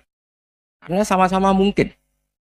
Itu yang disebut laisa laka minal amri syai'un aw yatuba alaihim wa yu'adzibum. Itu tidak wilayah kamu. Ketika Allah mengomentari orang munafik juga wa yu'adzibal munafiqina insya'a aw yatub. Bisa saja ada yang disiksa, bisa saja ada yang dikasih tobat. Karena pola yang kita analisis itu semuanya menurut kita. Bukan menurut kemaslahatan orang apa? Saya punya sekian contoh cerita. Orang yang sowan kiai baik-baik, mungkin bawa gula atau salam damla, tidak tahu lah. Itu tidak mesti jadi wali. Tapi Kali Joko yang kenal Sunan Bonang, itu kenalnya itu karena ingin begal. Malah jadi wali. Tapi tidak usah dicoba. Umar itu nyari Nabi itu mau dibunuh. Tapi malah tobat jadi orang baik. Jadi ini penting ngaji ya, supaya tidak tegas itu, tidak jelas itu kadang baik. Nah termasuk saya juga termasuk dia yang milih tidak jelas. Saya sering gojlok ini, Fajar Hadili ini murid-murid saya sering saya gojlok. Kalau semua sistem pendidikan kayak kampus, kayak UII, kayak UIN semuanya, itu sistem yang bagus. Karena tertib jam kuliahnya jelas, mata kuliahnya jelas. Kalau di pesantren itu Pak Harso, itu nggak tertib. Tapi justru itu enak, ketemu di jalan orang berani tanya. Nah ini kalau mbak-mbak misalnya menstruasi, mau belajar haid nunggu semester berapa baru tahu. Itu bisa sekian tahun nggak sholat karena nunggu pelajarannya baru diterangkan. Mau haji juga gitu, nunggu mata pelajaran haji. Kalau nggak jamnya, nggak mau dosennya ngajarin. Ya, kalau kiai kan nggak ketemu di jalan tanya, dijawab. Jam berapa juga dijawab. Artinya Indonesia itu berkah, ada sistem kampus yang tertib. Ya semoga termasuk tertib gajinya. Tapi tertib gajinya itu juga sebenarnya rugi. Saya sering ada pegawai negeri Gus, tolong doain saja di PNS enak jadi. Gajinya tetap. Kata saya nggak mau kalau gaji saya tetap. Kok bisa Gus enak tiap bulan mesti dapat gaji. Kalau tetap nggak naik-naik kata saya. Kalau kiai gajinya nggak tetap, tapi di atas yang tetap kata saya. Artinya Indonesia itu berkah. Kalau semuanya pakai sistem pendidikan setertib ini, orang mau tanya khaid ya nunggu pelajaran khaid. Bab haji ya nunggu pelajaran haji. Tapi kalau ketemu kiai itu enggak. Ya pokoknya saya pernah di pasar, Gus mau tanya. Tanya apa? Anak saya keluar darah terus gini-gini. Padahal biasanya khaid hanya 7 hari gini-gini. Ya sudah kembalikan ke biasanya rudat kilal adat. Itu enggak usah sowan ke rumah. Juga enggak registrasi dulu, enggak daftar dulu. Ya ini enggak nyindir cerita saja. Supaya ini bukti koalisi beneran. Jadi saya yang kiai enggak tertib jam, koalisi sama yang tertib jam. Jadi kalau semuanya sistem kampus, nanti pertanyaan itu enggak bisa on time, enggak bisa setiap saat. Makanya Indonesia itu berkah. Kiai-kiai yang alim yang di jalan-jalan banyak. Juga kiai yang di kampus dokter-dokter fikih banyak. Yang nekuni ilmu umum ya banyak. Macam-macam. Itu masalah itu kalau saling mengadili itu baru masalah. Misalnya kiai ngeluh, nggak enak jadi kiai, tidak punya gaji tetap. Yang dosen ngeluh, nggak dicium tangannya. Karena memang unik Indonesia itu. Kalau guru fikih kok dosen itu tetap nggak dicium tangannya. Karena pikirannya anak-anak itu, wong sudah bayar disuruh nyium. Itu kayak di alam sadar tuh gitu. Kalau kiai itu kan anak-anak gak bayar itu. Ya opanya cium tangan itu. Makanya kalau kiai-kiai tidak keramat bisa mati. Karena cium tangannya doang itu bisa mati itu kiainya. Ya ini cerita. Supaya saling menghormati. Saling. Nah dulu itu perbedaan itu urusan sudut pandang. Ya saya ulang lagi, perbedaan itu sudut. Allah yang Tuhan saja sering didebat sama nabi-nabinya. Karena urusan sudut pandang apa? Saya beri contoh ya. Suatu saat Khalilur Rahman Ibrahim itu saatnya meninggal sama Allah, Israel disuruh. Israel itu Ibrahim saatnya meninggal, ambil nyawanya. Setelah datang ke Ibrahim, ya Khalilur Rahman Ibrahim saya disuruh nyabut nyawa Anda. Itu Israel dipaksa mikir sama Ibrahim. Hal ra'aita khalilan yumitu khalilah. Kamu tahu orang yang mencintai kemudian bunuh yang dicintai. Itu logika agak benar. Akhirnya Israel kan gak biasa debat. Kan gak dilatih debat. Gak pernah ikut lomba UI debat ilmiah. Dia taunya nyambut nyawa aja. Kembali ke Allah. Ya Allah, kata Ibrahim, hal ra'aita khalilan yumitu khalilah. Masa kekasih bunuh yang dicintai ya. Tapi kata Allah santai. Bilang ke Ibrahim, hal ra'aita habiban yakrahu ayyalqa habibah. Masa katanya dia cinta saya, kemudian ketemu saya tidak berani. Israel mater lagi. Logikanya gini, Ibrahim, masa yang dicintai sama yang ketemu yang dicintai nggak berani? Ya udah ketemu aja. Satunya yang meninggal itu. Artinya, kamu bisa saja GR tidak mati-mati karena merasa dicintai. Atau ingin mati karena mencintai. Nah maksud saya, hal-hal seperti ini orang UI pasti gak jelas. Katanya cinta Allah suruh mati ya gak mau. Gak jelas kan? Dibilang gak cinta juga gak mau. Tapi dibilang cinta kalau ukurannya mati juga gak mau. Nah, tapi dalam banyak hal gak jelas itu penting Pak Rektor. Penting sekali. Buatan guyon. Saya beri contoh sekian ilmiah. Gak jelas itu penting. Rasulullah SAW itu dalam banyak hal itu disuruh Allah, memang disuruh supaya ngambil sikap seperti itu. Karena Allah itu punya otoritas penuh untuk bikin orang itu baik atau tidak baik. Wahsy itu yang membunuh Sayyid Hamzah, orang paling dicintai Nabi di antara yang dicintai Nabi. Qatalahu Wahsyun, dibunuh oleh Wahsy. Nabi secara basarnya itu nggak suka sama Wahsy. Sampai cara lahir ya ingin corong Jawa ingin masuk nol. Tapi apa kata Allah? Laisa laka minal amri syai'un aw yatuba alaihim aw yu'adziba. Itu tidak wilayah kamu Muhammad. Malah Wahsy dikasih tobat sama Allah. Khalid bin Walid. Itu perang Uhud kalah itu karena ide brilian Khalid bin Walid. Pas itu masih panglima kafir. Yaitu pura-pura kalah, ghanimah dilepas, sahabat turun, pasukannya naik, walhasil orang Islam kalah. Khalid bin Walid akhirnya juga masuk Islam. Orang yang secara basariah Nabi itu enggak siap. Kebalikannya juga ada. Sa'labah itu orang sampai tempat gelar hamamatul masjid. Ini pas ngaji mesti ingat. Salah. Dia di masjid terus. Setiap habis salam tuh lari karena istrinya nyuwun sewu masih berpakaian yang tidak pantas. Kenapa engkau terburu-buru pulang? Pakaian yang dipakai istri saya sekarang saya pakai. Ya pakaian sarung itu kayak Pak Rektor kan fleksibel. Ini khusus mau Ramadan, tidak akan sarungan terus, gak usah khawatir. Jadi ini tadi sudah perjanjian. Saya yang kiai celananan, beliau yang rektor pakai sarung. Jadi iya. Supaya itu barter madhab. Tapi hanya sekali ini aja, bukan. Jadi jangan diharapkan ini jadi tontonan terus-menerus. Dan ini barter madhab. Saya sama Profesor Kores juga sering gitu. Saya pakai sarung yang dihadiahi beliau pakai sarung yang dihadiahi saya. Memang itu tradisi Islam. Tahadau tahabu, kamu saling memberi hadiah maka kamu saling mencintai. Bukan riswah, bukan riswah. Walhasil terus Sa'labah ini mbok saya didoakan Nabi supaya saya kaya, supaya tidak sering ganti-ganti pakaian seperti ini sama istri saya. Jangan-jangan kamu miskin itu lebih baik. Ngotot minta didoakan.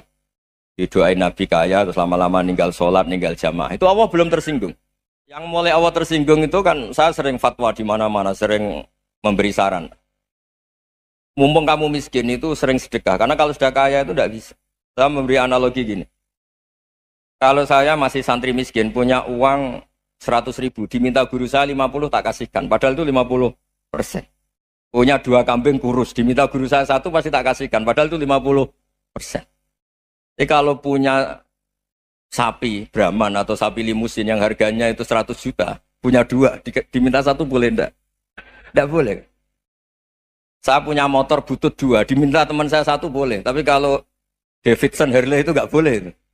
Nah, walhasil itu kalau kita miskin, misalnya kita zaman kuliah atau zaman mondok atau zaman apa saja, punya uang 100.000, nartik temannya sampai 50.000 kan biasa.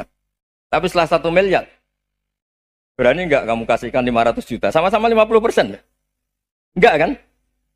Nah Sa'labah gitu, ketika zakat masih per 40 kambing 1 kambing itu sebenarnya kan masih ringan. 41, 82. Kambingnya itu sudah mabenal jabalen.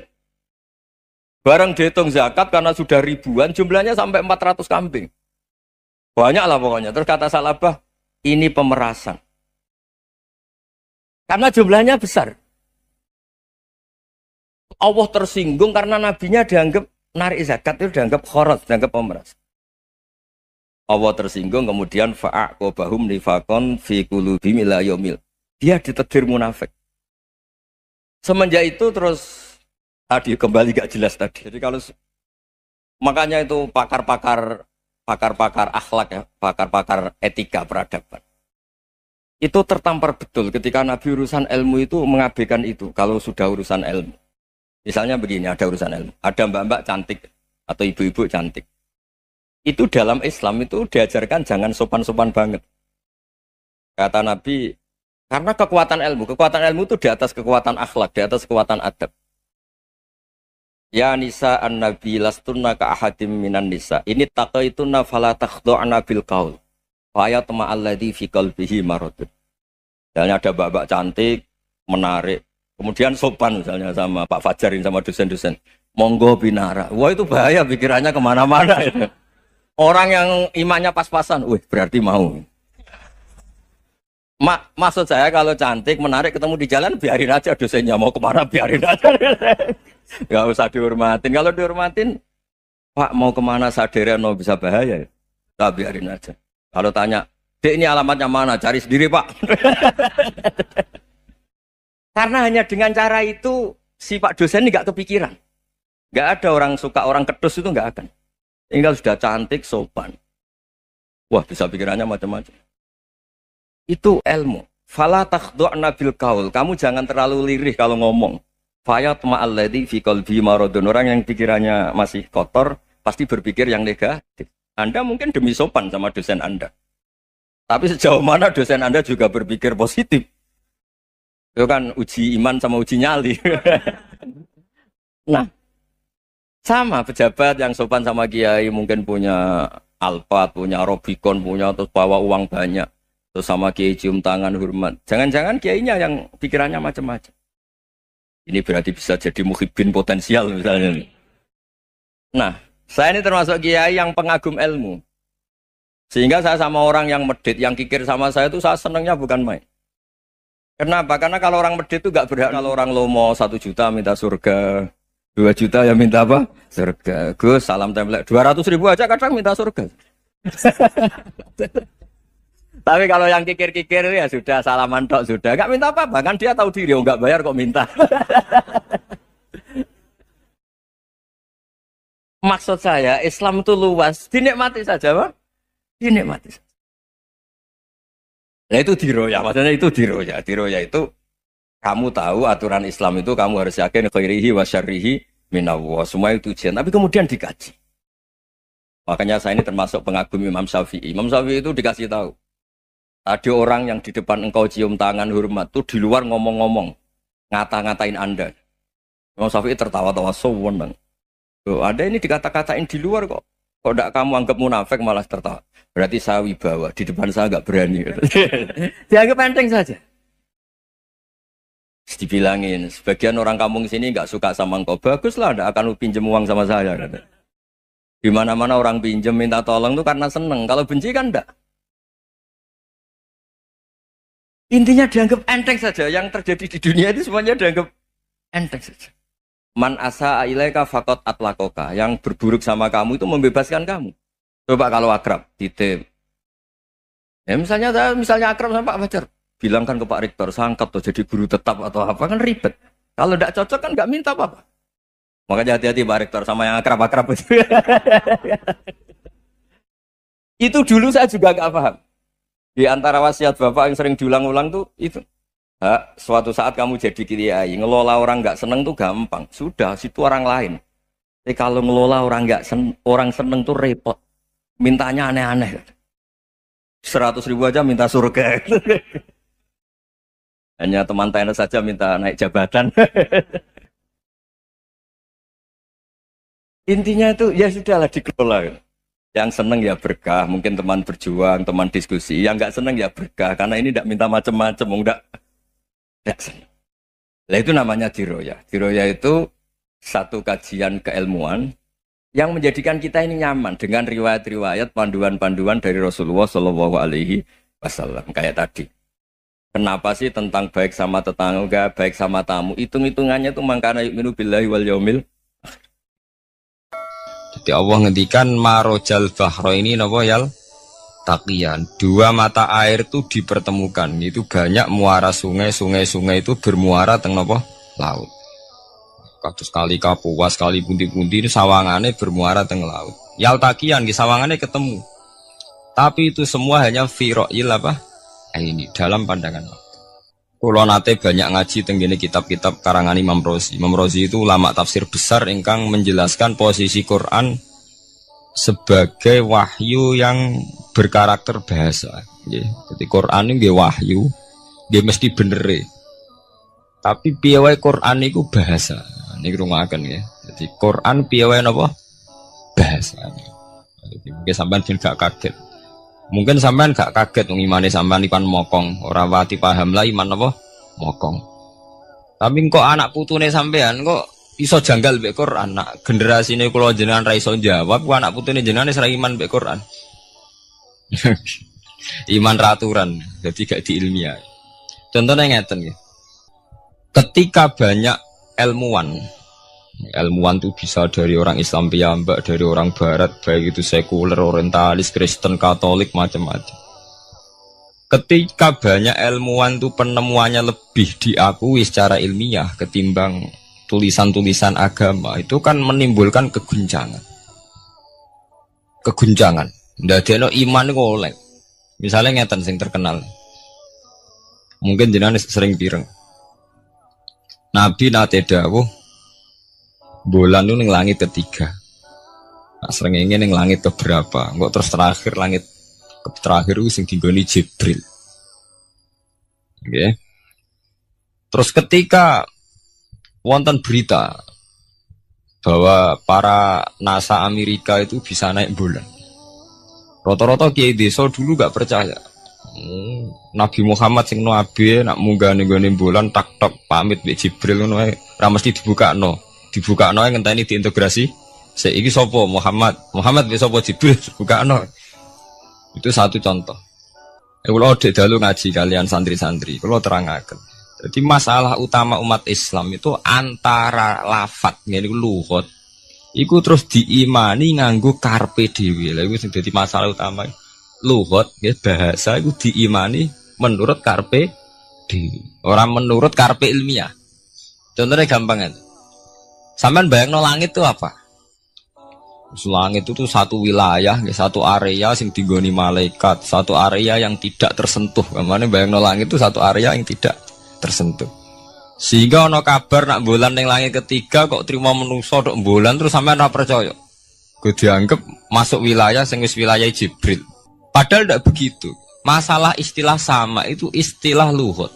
Terus Imam Razi menjawab sama itu istilah luhut. Jadi sesuatu yang tidak bumi ini itu namanya sama. Sesuatu yang tidak bumi ini namanya sama.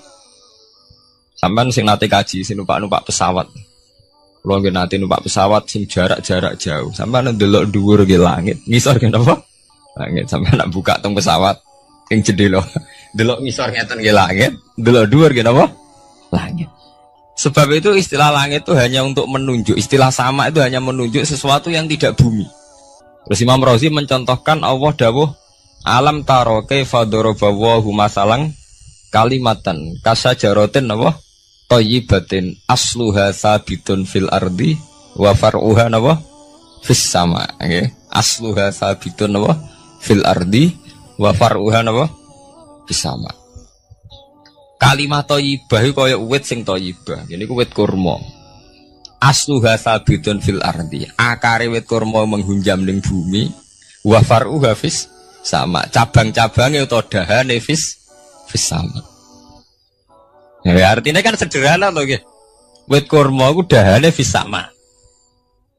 Sama artinya mosok kaya bayangane sampean sesuatu yang bener-bener gak tersentuh. Wong dahane wit kurma fis sama. Jadi kasajaratin apa? Thayyibatin asluha sabitun fil ardi wa far'uha apa? Fis sama. Sama teng mriku mosok artine langit sing enggak terjangkau. Wong artine kaya wit kurma sing akare menghujam ning bumi wa far'uha apa? Fis sama. Dahan-dahane utawa cabange fis sama. Sebab itu istilah sama tenggene Quran itu menunjuk satu arti yang tidak bumi. Nah, sama delok teng munjid, teng kamus-kamus mutlakul uluwi, sesuatu yang atas itu sama. Paham gitu? Sebab itu ketika ditemukan, nah ini kalau cerita astronomi, ini iman itu dibaringi mbek ilmu. Nah, cara ilmu falak, cara ilmu astronomi, bumi itu kan berputar. Ketika kita di atas, kita ngalami siang. Ketika kita di bawah, kita ngalami malam. Orang kok srengenge ambles ning bumi niku. Lah nek srengenge ambles ning bumi logikane kan mboten masuk akal. Mergo srengenge luwih gedhe, mosok iso ketelan barang sing luwih cilik. Nah, tapi kenapa istilah-istilahnya kok hatta idza balagha maghribas syamsi wajadaha taghrubu fi ainin hamiatin. Nak wis wayahe sore, ben delok srengenge sawangane ya surup ning mata air. Angger sore sampean delok nang gunung nggih. Nak sore sampean teng gunung sampean delok srengenge ya sawangane ambles teng laut. Wajadaha taghrubu fi ainin hamiyah. Lah itu jalan keluarnya apa ya? Kayak Imam Suyuti ini fi ra'yil aini sawangane. Dadi piye wae Quran itu pakai lugat balik ning istilah sawangane. Jadi Quran itu tidak mesti memutuskan sesuatu itu sak mestine. Sawangane firoil ain. Ya podo kaya air tawar ambek air asin. Sawangane ketemu nyatane keudek-udek. Wong sangka sungai mengalir ke laut. Tapi sawangane Allah tetap bikin karakter masing-masing. Dan keduanya tetap sesuai dengan karakter masing-masing. Jadi ahli fisika nu paham betul. Benda mbok adu kaya apa tetap mereka bawa ciri masing-masing. Kok kabeh nggawa gene masing-masing. Berarti ketemu sawangane tok hakikate ndak pernah mau napa? Ketemu. Ya jenenge firoil. Sebab itu banyak ayat-ayat yang terjawab oleh teori Firo'il Aini. Gini ku sawangan. Jadi ku masalah-masalah ilmiah yang bisa menjawab beberapa kejanggalan nggih. Guys, beberapa kejanggalan dohirin nas agama. Sampeyan kudu paham ngono. Mergi banyak sekarang misalnya kayak manusa iku ketika bisa deteksi janin. Ahli dokter kandungan lewat macam-macam peralatannya to nggih. USG macam-macam mak saged ngerti janin itu lanang atau wedok. Nah dhisik kiye-kiye kuno ada 5 perkara sing roh apa tok, kapan udan, kapan wong mati.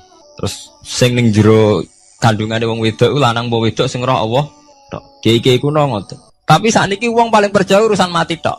Urusan udan secara falak, secara astronomi saged dideteksi to. Wong falak ku iso ngerti iki musim rendeng, musim ketiga. Pergerakan angin sampai ndelok ning perkaryaan cuaca ki rata-rata bener.